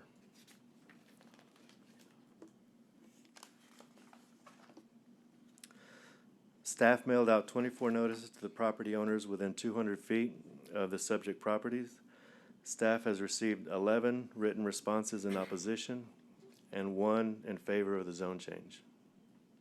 The 11 opposition response forms will prompt the 20% rule, requiring a favorable vote of 3/4 of the members of City Council for this request to become effective. Staff facilitated a neighborhood meeting for the property owners within 500 feet on July 20th to discuss and answer questions about the request. Approximately 14 residents attended that meeting to express their concerns and the impacts on this business would have in the area. The most notable concerns were the water drainage impact that this development would have on the downhill residential lots to the west, as well as the Colonial Hills subdivision deed restriction that states that the proposed lots are to be developed as single-family residential. Other concerns were the increased traffic and concern for pedestrian safety and a decrease in property values and noise and light pollution. In reference to the deed restrictions, the city zoning regulation controls land use only and does not generally follow or enforce deed restrictions. This is considered a civil matter. So this concludes staff's presentation. I can answer any questions from the commission, and I believe the applicant is here, and he might have a few words he wants to say. I have one question real quick. To the south, across East Austin, those are it's marked business, but are some of those residential but zone business? To the south, it's B1 as well, and some planned development. So there is residential mixed in there? To the south, across from Appleby? Across from East Austin. Oh, yes, uh-huh. Okay. Yeah, there is. I thought so. Okay. So, my ignorance, B1, doesn't limit you to just B1. You could do residential within B1 too, correct? No? I believe you could, if anything, it'd be multifamily. Okay. It wouldn't be a single Not all family. Not allowed single, okay, thank you. do you have a question? No, actually, just making a comment about Plant Shed is currently on the corner of East Austin and Appleby Sand Road, and I know that some of the people that are here probably tonight have spoken before about the drainage. I recognize some faces actually. So I just wanted to make it clear that we see you and we do remember and we're taking that in consideration, and I understand that with the write-ins that we are looking at that as well. So thank you very much for showing up again and for speaking to us once more. Yeah, I mean, I echo the same with Lily. We know that it's very sensitive and there's concerns with the drainage, so duly noted. So, thank you, Juan. Question for Juan. Yes, ma'am. Go ahead. Is the applicant present and has he indicated why he's seeking the zone change and what intentions So he he's might here. have? Is he Mac. just gonna sell He's it? here. He's gonna give a presentation on his Okay, I'm reasoning sorry. and yes. I'm sorry. uh-huh. Good, thank you. You're welcome. Thank you. Okay, we'll move on. I don't think, any other questions of Juan? Then we'll move to presentation. Stephen, do you want to speak or? Sure. Hi, How you I'm doing? Stephen Martin. I live at 325 County Road 214, Nacogdoches, Texas, 75965. So what we're looking at here to doing, you know, is putting a small business office complex in. Or I want to put my office. I'd like to put Martin Construction there, and I think it'd be a great place. All the adjoining lots and area is B1 as well. You know, I would not try doing this with a building unless the city got this grant for the sewer main, or I'm sorry, anyways, the main we could tie into. Obviously, I don't want to flood these folks out. You know, I wouldn't do that. So the city getting the grant to do that makes this actually a doable thing, where we can catch all the water from the building itself, the roof. We'll have gutters, and it'll be designed by the same engineering firm that's actually designing for the city. So we'll have them design my building drainage and collection to tie into the cities. So we're having that 14-foot grade change that's rolling water straight into those people's property. We'll bring the property up, you know, we'll tier it where the building sits and the parking lot sits, where, you know, that we catch the water from the building as well as the parking lot area will become a place to catch all that water that has been just catching momentum all to their property, and it'll put it in a drainage system from the city. So, like I said, we're definitely fully aware of the issue, and honestly, will help the folks' issues with the water. You know, so, anyways, it's not going to be a crazy all-night long thing. I was going to put, like I said, put my business in there. Be another place for, you know, a lawyer's office, doctor's office. Just, you know, get your hair cut, and you know, make a nice building, build a nice building, and just do everything the city requires from us, from lighting to the landscaping, you know, to the detention of how we need to do it, and all that. So, like I said, we want to work with the city and to make this all work, to actually help their problem, not make it worse. It should literally help grab that water that's rolling down their houses and help move it to this brand new drainage system. You know, the problem, I guess, with people thinking it's going to take the property value down. Well, we'll have, like I said, it'll be a nice building. We'll have a fence, and it'll be landscaped correctly. And I think it'd be a good place just to have, you know, small business inside the neighborhood area, you know. So, anyways, that's what we kind of plan to do. Thank you, Stephen. Hold 1 second, because I know there'll be some questions for you. I, too, am a resident of Colonial Hills, and I run by that location all the time, almost daily. And I do see the drainage and runoff, the sand in the street, so I know it's a very serious place or serious issue in that part of the neighborhood. So, I can appreciate the concerns there, the continued concerns there. Question for you that I have that's pretty basic. How do you get around the deed restrictions of the neighborhood? So, Mr. Wright he's said that there was not any issues with that, doing that. I don't know, I haven't had anybody come to a lawyer come to me or anything like that with that issue. That there's not been a HOA that is active that I have ever known of in my the time I've been here. But so typically I think it would take an HOA to push that, and there's no active HOA that I'm aware of. Okay. In my understanding, and I've done some research on this one for obvious reasons. My understanding is the intent is if it is rezoned, the city would invest money through grants or otherwise to improve the drainage and hopefully solve that problem there. And I guess this is a question for Juan or Steve. If this isn't rezoned, then it's going to remain residential, and there is no intention by the city to put any investments in that, or it may not be viable to get those investments or those monies. Sorry. Steve Bartlett, Director of Public Works, interim city planner, city engineer, Everything. trash guy. No, thank you. It's a great question, and you're right. A lot of folks here we've gotten to know very well because we have multiple areas of concern coming off both Austin Street, undeveloped lots there, plant shed area, which we've talked about many times, and then this. So we have, council has committed funds, several million additional dollars. They gave us $1.5 million to go towards several projects. So this is one of our projects. And we will be doing improvements for these other areas that are developed.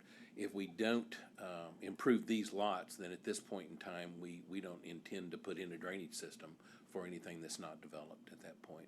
It could be done in the future, but the funding is right now, and we got 2 other legs of storm drain to add over there. This would be a 3rd leg that we have said that we would like to do and be contingent on approval. So did that answer your question? It does. Yeah. It does. If the zoning was changed and would you do this prior to his building? I would say be coordinated with the building, yes. So we've already engaged an engineering firm, so they're looking at the design. We've been out and met with Miss German and several as we were looking at their area, the design. It's the same engineer who designed the retrofit at the plant shed, and the same engineer who I think Mr. Martin has told you that he would use for his site design. So the coordination of all that we just thought was a positive way to make sure everything connected. But I think that's the way we would approach it. Thank you, sir. Thank you. Question? Go ahead, Maggie. I'm sorry, Steve, I didn't understand your answer. If the zoning stays R1, will the property still be eligible to be part of your drainage improvements?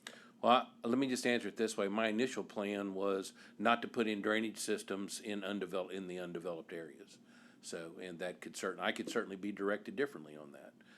But my target was for the current developed areas to provide drainage for that. So certainly something council could direct me on. Do you know if this site is contributing drainage to the homes adjacent to it in a nuisance fashion? Well, even in an undeveloped state? Certainly, all that water, as he stated to you earlier, runs down and runs down fast. Half the problem is erosion, significant soil erosion. And by the way, the development could help arrest that. If we turn buildings and pavement, put buildings and pavement down, we'll have less soil erosion. But certainly, yes, all that water runs there now. Absolutely does. If they put in something similar to what he's shown you here, commercial, he'll have on-site detention. That's another way of saying the water that they release will be equal or less than what's existing today. So there's still going to be water released. What we're hoping to do is catch the majority of that, and I always say it that way. It's never every single drop, but the majority of it, pipe it through those yards down into Colonial Drive and then out and over to an outfall point in Colonial Drive about 400 feet down the road or so. So we can do it. But yeah, certainly we had not intended to design this area. That's something that could change if council directs me to do differently. Did that answer your question, Maggie? Yes, thank you. Okay. Thank you. I have a question for Stephen, if you don't mind, Chairman. Yeah, absolutely. Stephen, thank you for your business and everything you do. You guys build quality construction, which is fantastic. I do have a question in concern to the building and outfit of this. I know you have engaged with an architect already, an engineer. And what I want to know is, because you're in construction and have the ability to do it, I am not asking you to go and spend bukus of money, but have you thought about rainwater collections or a green space roof so that you can have the ability to have the permeable structure have water be collected and not just flow out to a sewage system like that. Because currently, I mean, it's called Appleby sand for a reason. And so, you know, that's something that if you have the ability to do for your building, and that would be light years ahead of what everybody else is doing, and somebody might say, hey, that's awesome, I might want that too for my next building. Have you thought about that? I have honestly not thought about that. Definitely something, because it will definitely catch a lot of water. Definitely something we could look into. I've honestly not even thought about that. But Okay. Definitely could be looked into as well. Sure.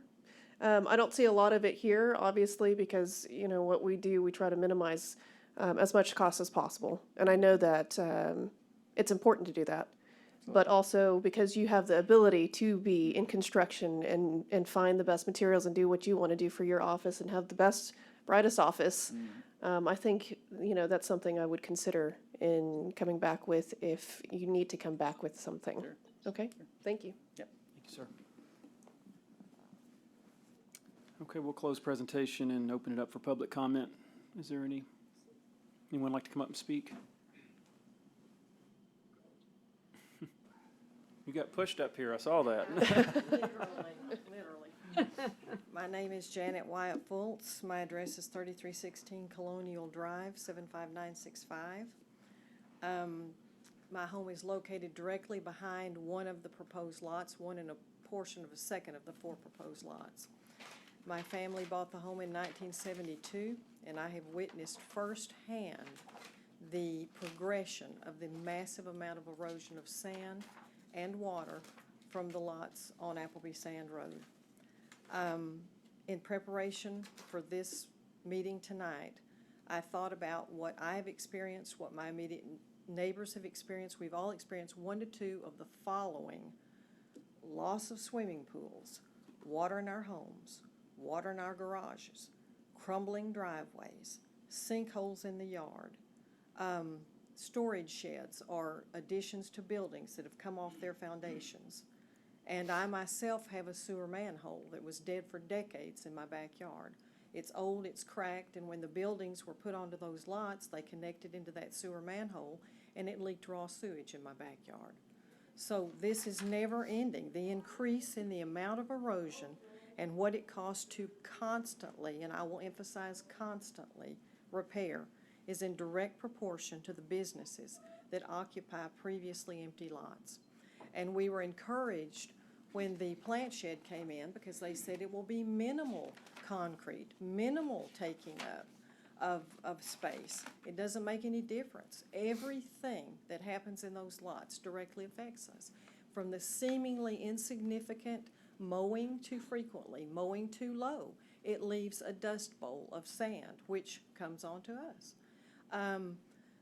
Putting down pallets, gravel walkways, of course concrete driveways, heavy equipment parked. Everything displaces that sand, and that water comes right down on us, water and sand. I have battled this for the past 20 years. I've come to these meetings since 2004, and I have currently spent $10,000+ on my drainage system. My neighbors have spent more than I have. And when I mentioned constant repair, just 3 days ago, I had a guy repairing 2 more sinkholes in near my yard. We literally have to check what's on the other side of the fence too, because if something starts there, we don't see it coming. So we have to check our space, we have to check the space on the other side of the fence, because that's usually where it starts and it comes up under with no warning. I have spoken with somebody at the city over the years, and we're always told the same thing, that it will be the new owner's responsibility to do something about the drainage problem, or we can get an attorney and take them to court. And I don't think that the buyers of these lots know what we are going through. I don't think that they know what they will be facing in the amount of money that it costs to fix the current problem, because it is, as you said, Appleby Sand Road, shifting sand. It's like walking on marshmallows up there. And if we have no storm drains in our section of Colonial Drive, and Steve Bartlett explained that back in the day, the builders had the option, or they didn't have to put in storm drains, so they didn't. There's no place for that water to go. And it goes much further than you would think, not just behind us, but it hits that street and wraps around. And we have had just, you can't believe the amount of damage that we have suffered. I am 25 feet below the plant shed, and my home is in the unique position of being directly behind these proposed lots. So I am in the crosshairs to get it from both ways, and I will literally go under sand and water because it's all I can do to keep up with what's happening with the plant shed right now. And they had a reputable engineer who put in a fix. It didn't work. So we're still, my neighbor 2 doors down, the water came into her bedroom with the last rain. She has to bail out water starting in the back of her house, run to the front, put it out, go back for more. We have sump pumps, we have shop vacs, we have drainage systems, anything you can imagine. We dread when we know it's gonna rain because of what we battle during it. I know this is very important. Your time has elapsed. Okay, well, that's, But you've been here before and and you obviously. can't see our homes. We're so far down in a hole, you cannot see us. If you look at those lots that they're proposing, you might see a portion of our roofs. You will not see our homes. We're that far down. $27,000 to excavate the amount of sand that has been deposited in my yard. And you've been given, the pictures that show the damage. We've seen this before. Unbelievable, unbelievable. And I can't sell the home as it is because I would have to disclose what's happened.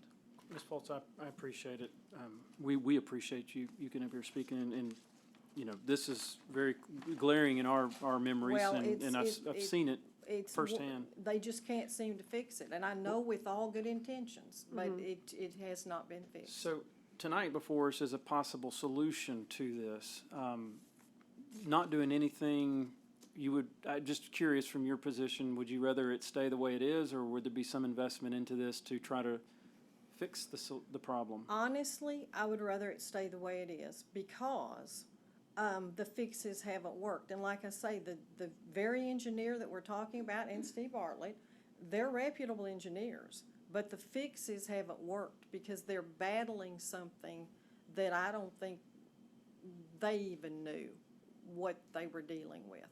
It's just shifting sand, water continually. It finds other paths. I am buried in feet of sand, not inches, feet. I can't even walk to the back of my property without a walking stick because I'm liable to put it down in 3 or 4 inches of sand. And so if it stays as it is, I'm used to it because I'm still battling the corner from the plant shed and the beauty shop. But to add this to it, I think it would increase exponentially. So I'd rather it just stay as it is. Okay, thank you. Yes, ma'am. Okay, I'll keep it short. You're good. Since I've been here, Cindy German, 3308 Colonial Drive, Nacogdoches, 75965. First off, I'm against this too because the plant shed, that issue is still not fixed. My yard is still flooding. My retaining wall has now collapsed. I can't do anything to my yard until something is done with that issue, the water runoff. Steve Bartlett said that he wasn't going to do anything unless we agreed to Mr. Martin's thing. And I feel like the city needs to do something about that drainage. They said it wasn't going to go to East Austin, then it was, and then it wasn't. It does not go to East Austin. It comes to my house. It comes to both my neighbors' house. It's not fixed. They've been there twice. And so until that's fixed, I don't trust them to do anything, fix anything. I mean, my property, I'm like Janet. We're losing ground. And I won't repeat everything, but I'm just saying I'm against it until something is done with that drainage issue. Are you for, if there's a significant, and we'll get clarity from Steve, but if there's a significant investment that addresses the drainage issue, not only the lots, but in continuing All the on way to down to, yeah, the and plant what shed. the part is that water runs down. Okay, how their idea is to run a pipe and make the pipe water run uphill without a pump. I'm sorry, I don't think that's possible. And on both places, we've rode around and looked. And the storm drains, the curb drains, there's very few, and they're not in the right places. There's not many drains in the No, neighborhood. there's almost a quarter mile to the first one. And on my house is that cul-de-sac. And that water, Steve had talked about before, but then he told me it may be a year, putting a pipe between Catherine and I and taking the water to Colonial Drive, which, that's great. You know, but until something's done, I don't wanna add anything else. And I don't wanna go on a promise of somebody saying, well, we'll do it, or you can sue the, person who doesn't do what they're told. Right. So. Okay. I feel like miscommunication at times. Sure. Thank you. Sorry, Thank you. Steve. Thank you. Any other?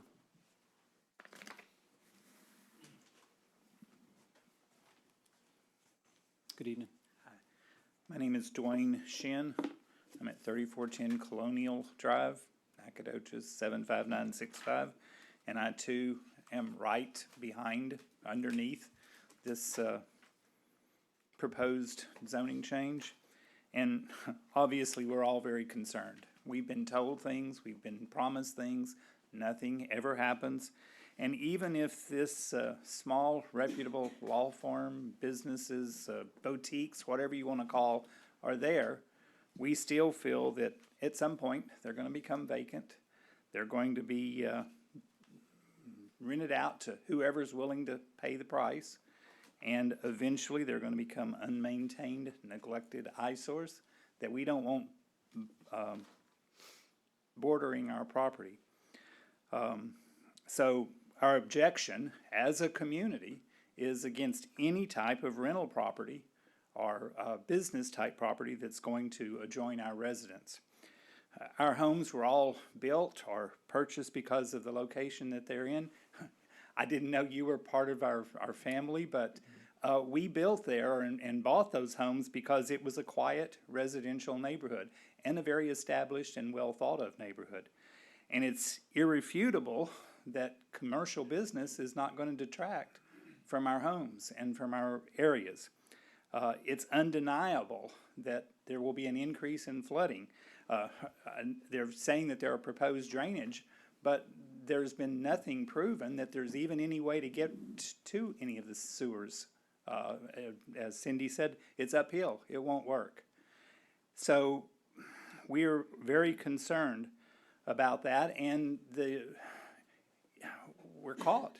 We can't sell our homes because the law says we have to divulge any of these problems. And I ask you, would anybody in their right mind buy a home that they know these problems are going on? So obviously we are going to lose a great deal of financial prosperity that we did when we invested in those homes.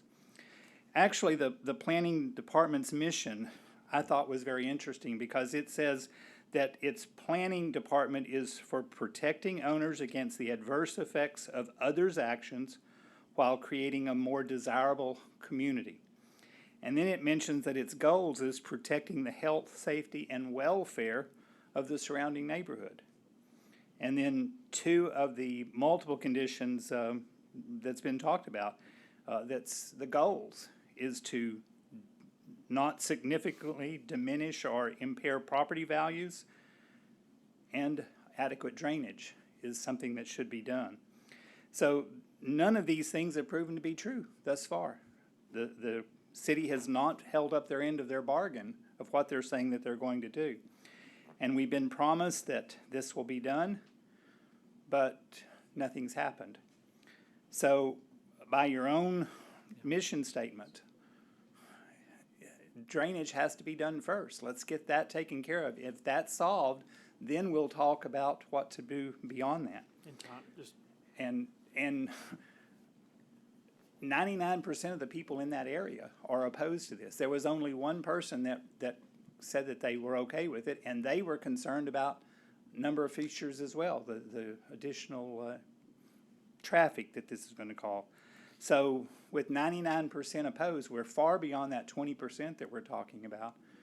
Our request is to reject this zoning change and not to allow it to happen until the problems that everybody knows is there are fixed. Question for you, it's already zoned R1, and this is really, well, I'm not asking everyone, but I'll ask you, Mr. Shin. It's already zoned R1. Are you opposed to someone who would come along and build a nice home or 4 homes there? At this point, I like Janet. I'm opposed to anything that would go there because those lots are pretty much unbuildable. There's a huge, I'm trying to think what the name, the property drops off so drastically that they're going to have to build it up so high and put retaining walls around, but you're putting retaining walls that have already proven to fail in a short period of time. I just don't think that it's a wise thing to do.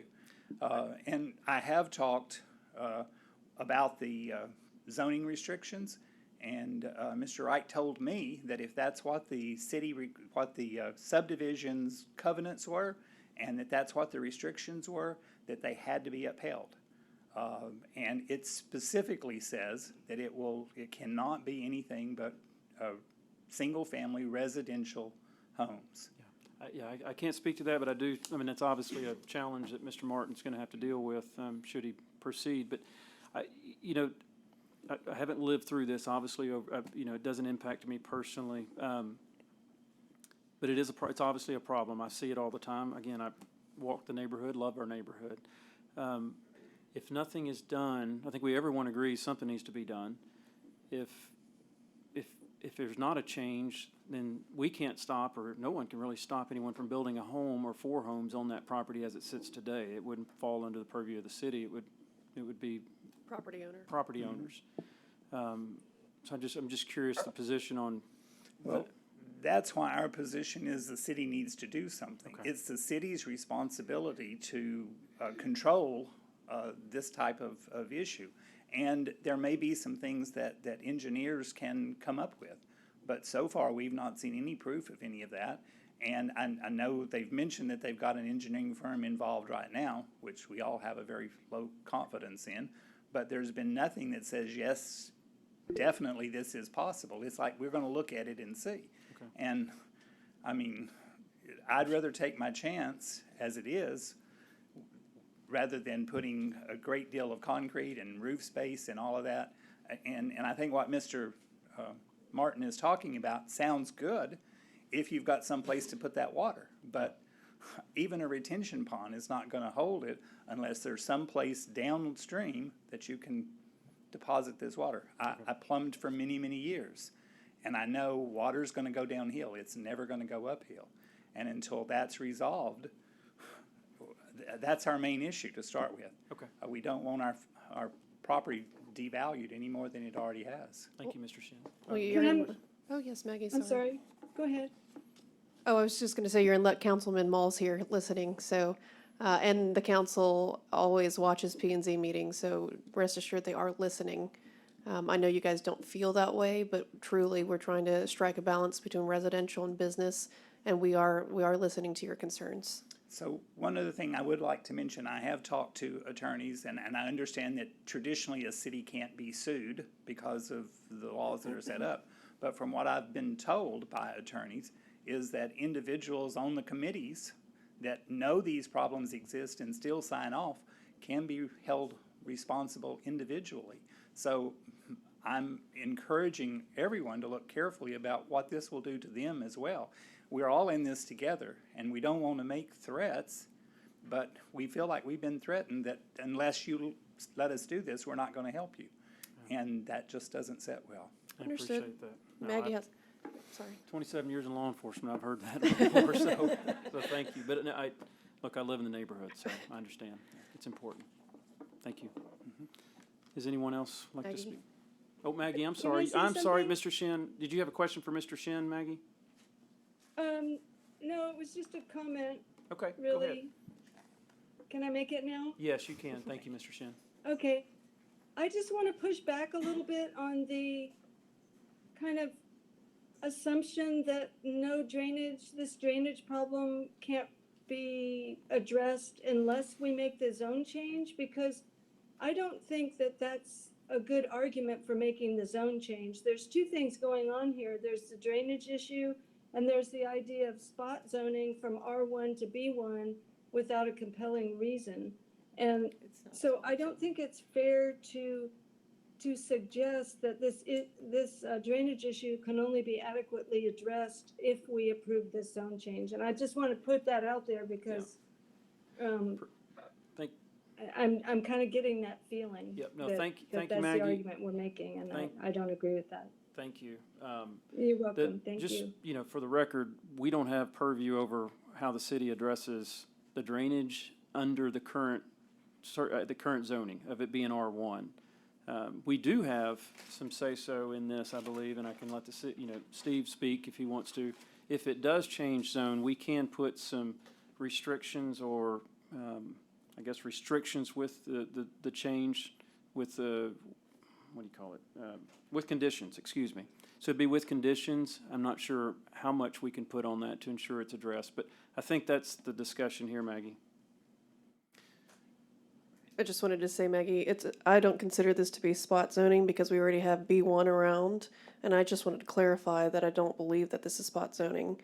But yes, you can do a planned development with special use and different restrictions on it, absolutely. You want to speak, Steve? Just wanted to clarify, and I think Ms. German has misunderstood. So what we have said is we have 3 different drainage systems, if you will. 2 of those are still planned to go forward, basically behind the plant shed in Austin Street. So regardless of what happens tonight with these lots, we have a drainage system that's being designed and will go in, and I can promise you it is not draining uphill. So I just need to be trusted on that. There are solutions. We intend on taking it down to Colonial and down to the creek, so we will have piped water all the way to the nearest outfall.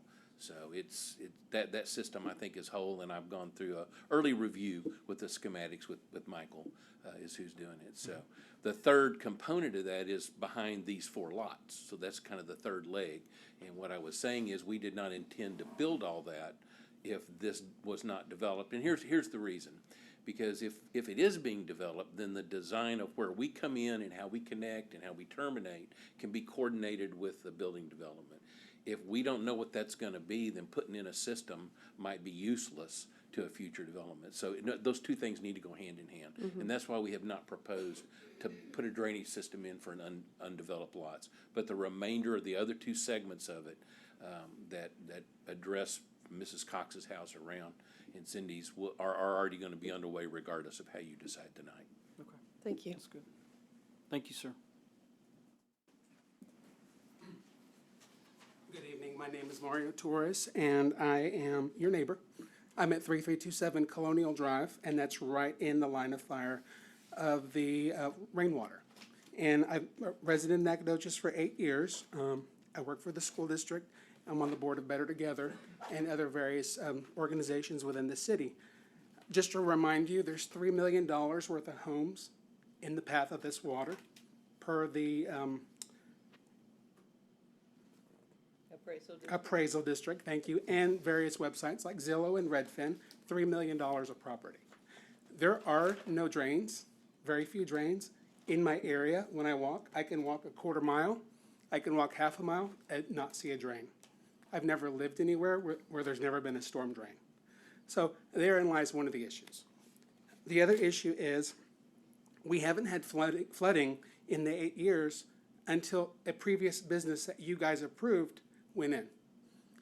Then recently, I was standing in my garage with 3 inches of water running downhill. Open my gate, 1.5 feet of water comes rushing down my leg. I'm squeegeeing the water, 3 a.m., unloading my garage, from its lawnmower contents, making sure my cars don't flood because of the drainage issues. $3 million worth of city taxable property downhill.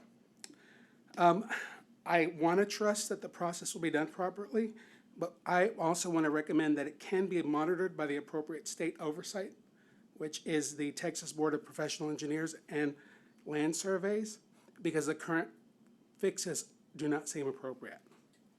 I think this zone change will cause undue and unremediated damage to property values, and if anything, the property should become a floodplain or retention area. This is a good example of why we need an updated city comprehensive master plan, which I know we're working on. But if PMZ knowingly agrees to this, please note there's $3 million worth of property with no drainage. I'm not sure if they had rain in the 60s when they built that, but there are no drains. I've seen more drains on the streets of Italy than I see on my street. So I'm just here to reiterate what my neighbors are saying, and I don't trust the fix either. And I'd like to see the fix in writing, black and white. Thank you. Thank you, sir. Thank you, sir. Appreciate it. Would anyone else like to come up and speak? Good evening, sir. How are you doing? Yeah, Philip Blackburn, 819 Logan Sport Street. Yeah, I just wanted to say a few things about the procedures regarding this. One thing, of course, yeah, this is the future land use map for a comprehensive plan, and that area is yellow. And the application for changing the comprehensive plan is not really very persuasive. And I would also hearken back to just a few months ago.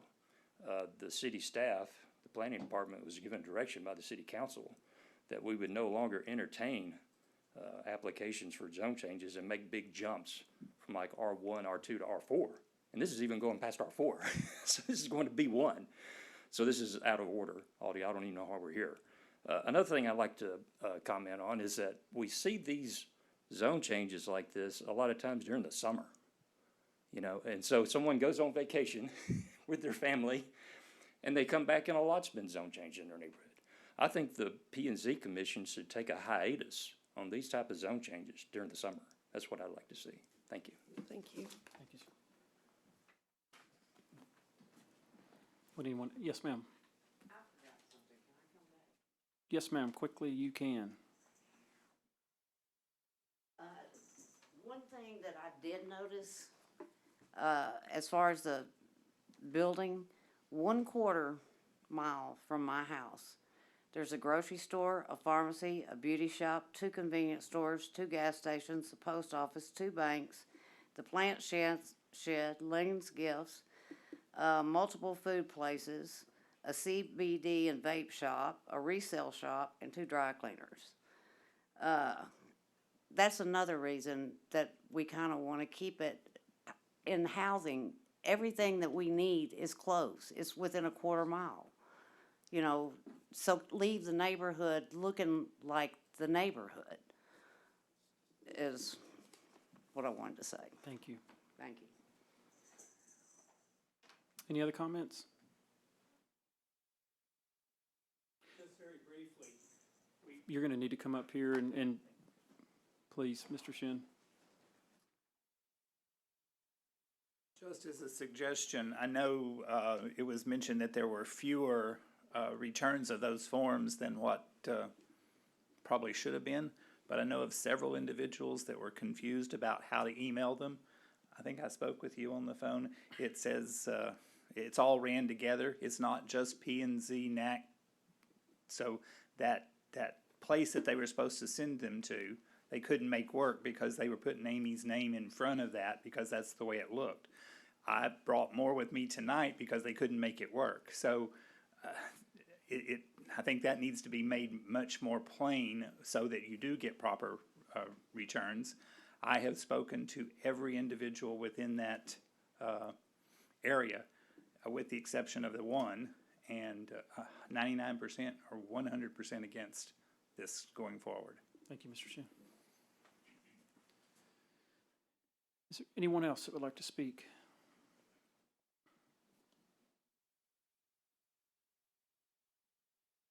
Good evening. I did not plan on speaking, but I'm gonna have to say something. Just state your name and your address, please. Barbara Winfield, 1703 Heather. Nacogdoches 75965. Thank you. I live right on Appleby Sand and Heather, and I'm not as concerned as these poor people with their flooding and everything, but my concern, being up there on Appleby Sand, is that the traffic is already bad enough.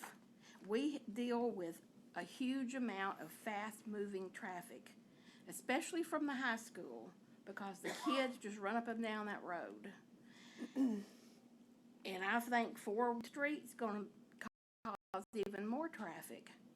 And it's gonna be right across from my house, and I think it's gonna devalue my property. I don't think I'll be able to sell my house at the price I need to sell it at with the building sitting right across the street from me.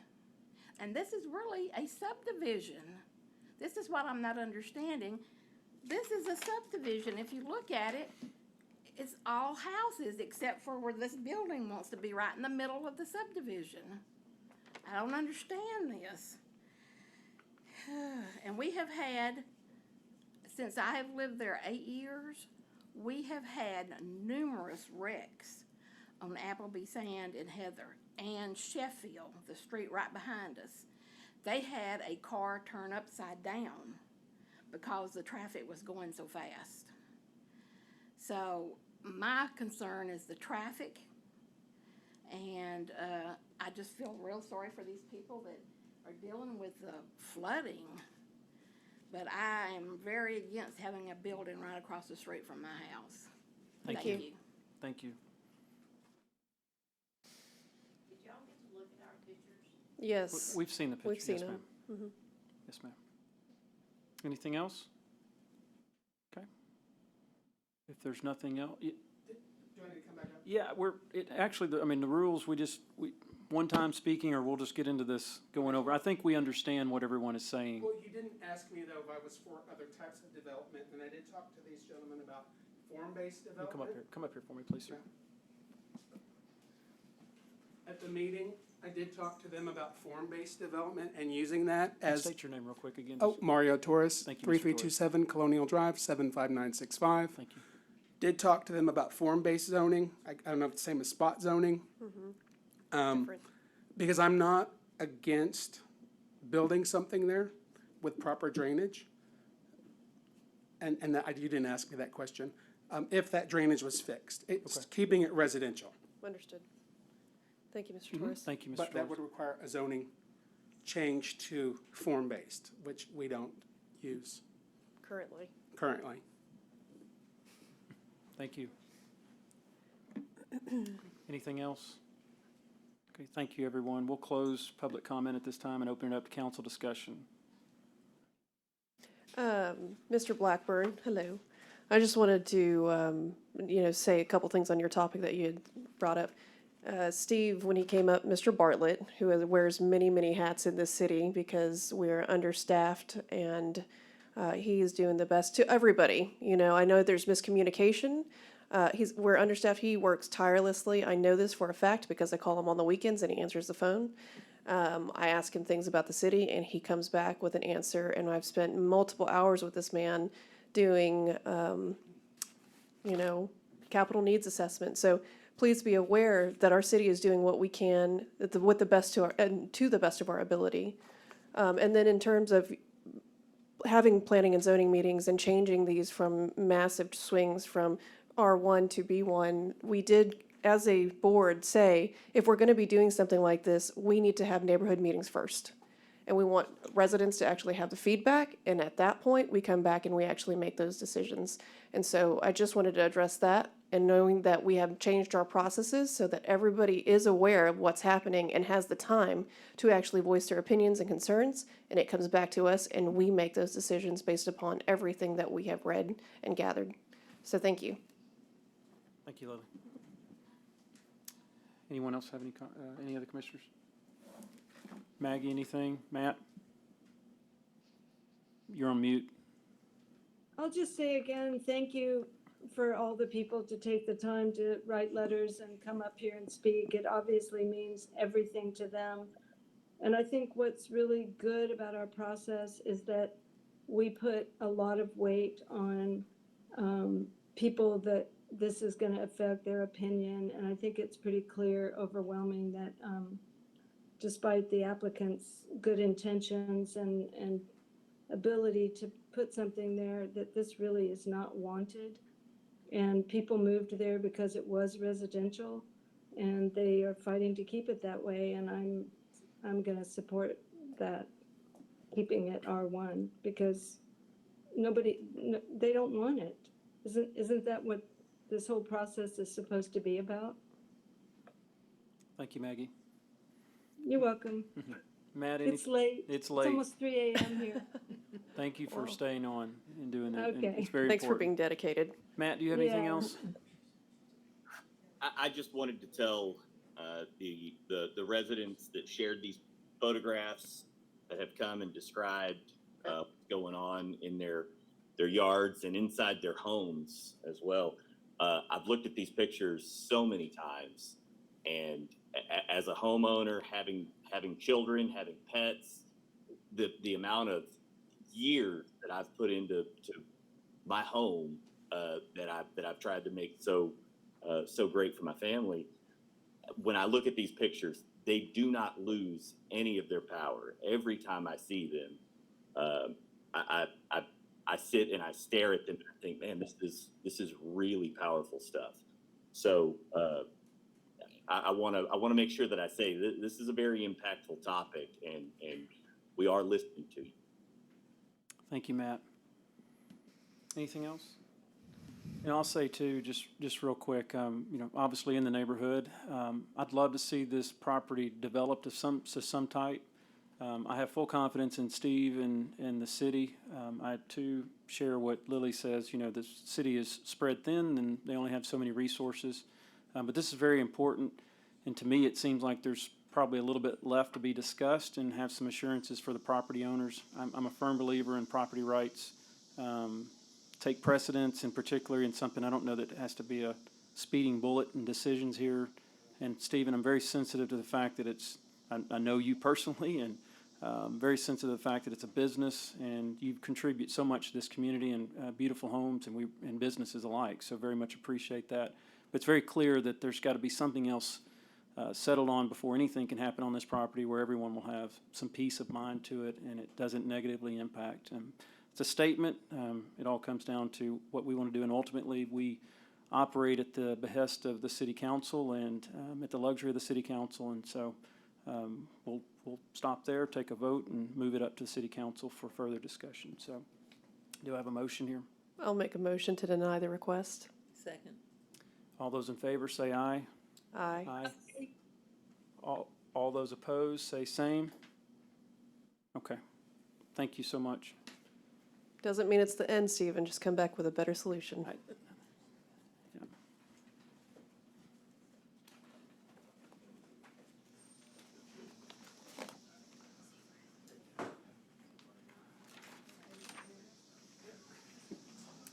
We'll move on to, we'll give just a minute to, does anybody need to take a break or anything? We'll just move on. No, I just want to get through it. What are y'all seeing on your screen? Are you seeing the? I see Matt. Commissioners? No. No.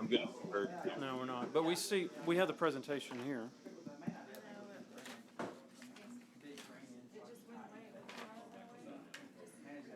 Oh, really?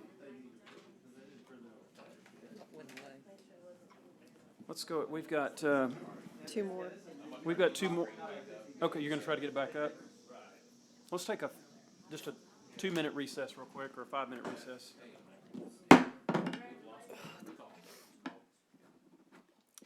Let's, we're gonna go ahead and get started, please. Here you go, Amy. Are you ready, Steve? You good? We're gonna move on to regular agenda item 5E. Final plat, presentation, discussion, and possible action regarding a final plat for Lot 1R and 2R of the Bippen Ritesh subdivision. Did I say that correctly? I don't know, but I'm glad you said it. This request has been submitted by Krishina Nacogdoches Investments LLC. So, and y'all, these are folks that have developed here before, did Super 8, they own a number of hotels, have lived here locally in some cases, and they're great folks. So we appreciate them doing yet another project. This is actually just a simple plat approval. There we go. Again, just a better view. It is that undeveloped corner, southeast corner of the loop in 59.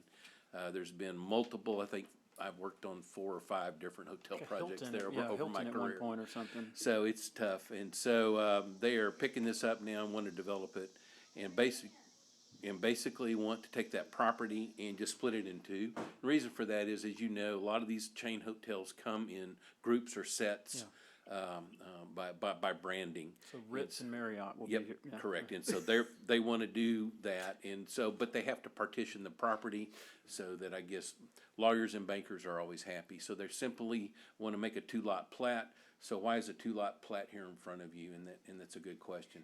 Originally, our planner had thought we were going to have to extend utilities. The sewer stops just south of the corner of this, over at La Quinta, the old La Quinta driveway. Going to extend utilities, and by definition, plats go to P&Z where they have utility extensions. Now, there's been half of the world, and I've been doing these kind of plats for a long time, and it depends on the planner. Some planners interpret that as interior to the property, like a subdivision, like Jake's subdivision with streets and utilities. It has to come to P&Z. Some interpret that as exterior extensions. Regardless of that argument, the sewer line stopped a little bit before the property, and Elena had determined that it needed to come to P&Z, and we've honored that. And that's why we are here and not treating it as an administrative plat, just so you know. So we are actually not going to extend the utilities. There's, by definition, extending utilities is to extend it for other uses and other people in the future. There's nobody else that can use this sewer there at the end of the road. So we're simply going to make a tap for them and run a tap in and charge them for a tap. So we're not technically extending utilities. They have dedicated a sewer easement along lot 1, the bottom, and they will be installing and building with this phase a sewer line to install both lots. So both lots will have access to sewer. They already have access to water along the loop. And so this one was just a bit convoluted, and I wanted you to understand why it's here. Down by where the mobile home Yes. So lot close was. to it. Close to it. Yes, we're close. And this is all the way up on the frontage road in 59, all the way up on the frontage road. And I've always wondered why it's never Yep. made it. Well, to it's development. got some awkward access things, and we've worked through that. Even though we're in control of access, even on TxDOT facilities, we've got an ordinance, and they have acquiesced permitting control for driveways. We usually coordinate with them on areas like this. So we sent this to TxDOT, asked for their concurrence on access. They came back and said, hey, we would like them, and I'm getting outside plats, but I wanted you to understand. Hey, we want the drive off of 59 to be an enter-only, so they can't come out and try to go back into town, and then they're gonna have a driveway they proposed to us to go up on the feeder road. And it will, of course, only be a right turn only. So we've worked that out with them. They've been great. We've been bouncing this back and forth, but this is a simple 2-lot plat. The strategic things were to have that easement across the bottom and then come to you, just because we had already told them that's what we're gonna do for utilities. So, no complexities here, and I think that's the end of it. So be happy to answer any questions that you have. Any questions? No questions. We will open up public comment. Are there any public comments in person or otherwise? If there are no public comments, we'll close and move to council discussion, or commission discussion. Are there any comments from the commissioners? If there are no comments, do we have a vote? Or, a motion? I make a motion to approve it. Second, third. All those in favor say aye. Aye. Aye. Aye. All those opposed say same. So it carries 5-0. Matt? Matt, can you You're give us muted. your verbal real quick? Aye. Aye. I'm so sorry. I didn't realize my mic was. Aye in favor of it? Okay. Thank you, sir. Thank you. All righty. We'll move on to 5F, sign variance. Consider a variance to section 78-101 of the sign ordinance for an existing legal non-conforming freestanding sign that fails to meet the minimum sign setback requirements for a property located at 1326 North University Drive. This request has been submitted by Olivia Kurtzy of Loblolly Properties LLC, case number SVO 2023-02. Thank you, Chairman. Juan Paulette, Planning Technician. As stated, this property is located at 1326 North University Drive, just north of the mall, or what used to be the mall. This building was constructed in 1975, and the current sign has been in place not too long afterwards. The property is located in a B2 General Business Zoning District, and it's surrounded entirely by B2.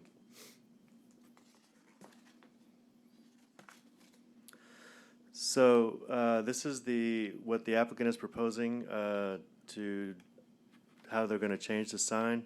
The applicant is requesting to add 12 square feet of sign area to the existing legal non-conforming freestanding sign, which would require a variance to the minimum sign setback requirements for freestanding signs. The existing sign height creates an encroachment into the required setback from the street. The additional 12 square feet is from the bump out on the top of the sign that encases the company logo on the top of the cabinet.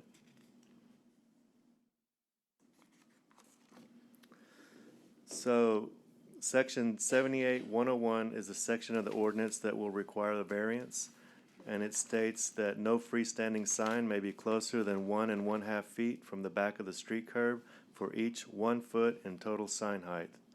In addition, no freestanding sign may be closer than 12 feet to the back of the street curb. So based off the proposed sign height, this sign would have to be 45 feet from the back of the curb.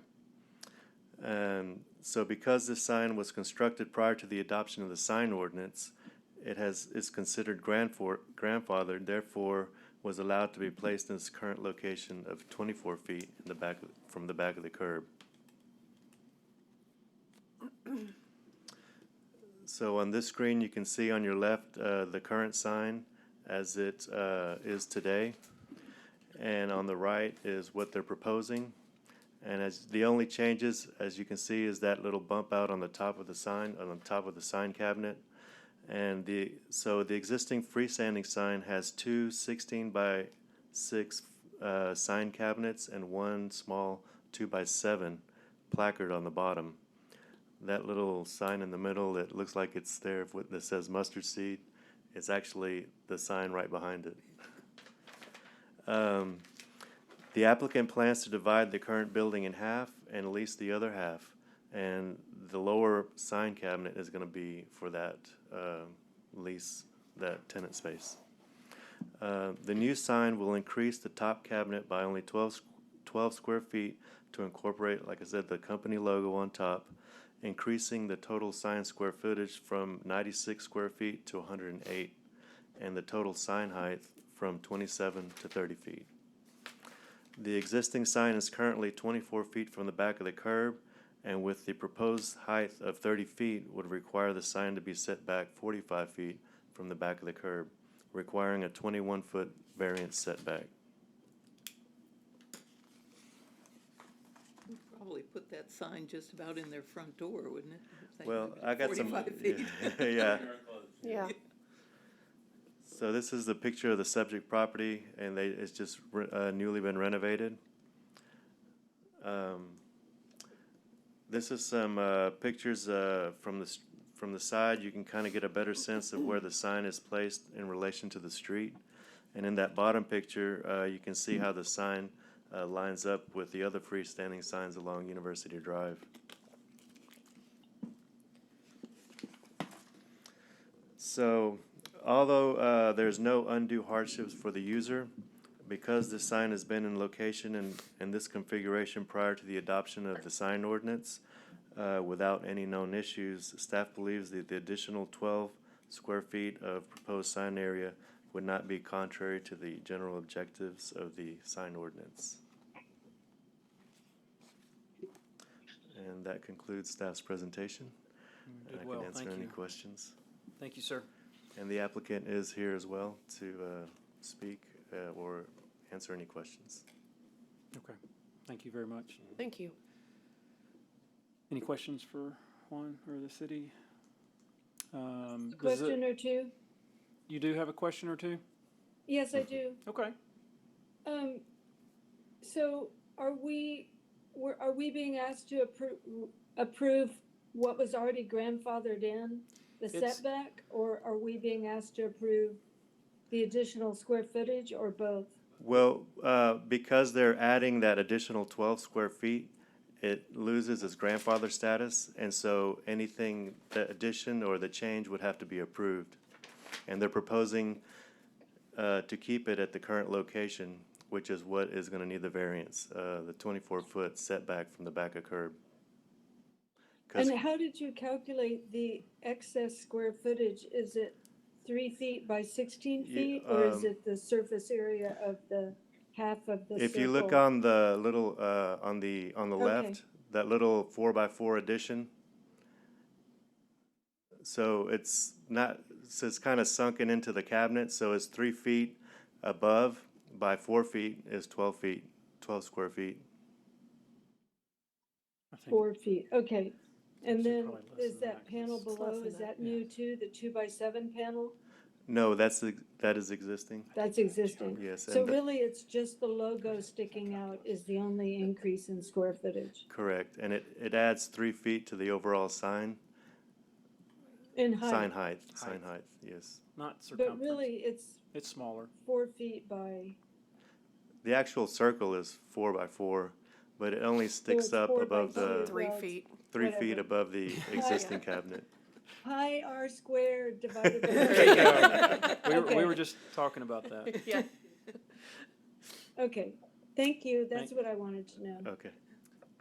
Does anyone, does the applicant, Tommy, you guys want to, is who speaking? Does anybody want to? You don't have to. Just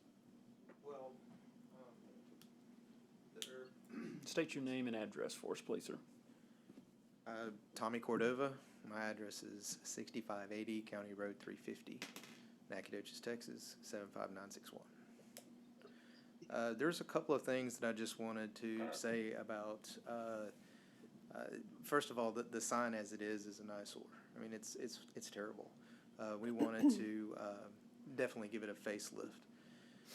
With the addition of the 3 foot to the top is part of her logo.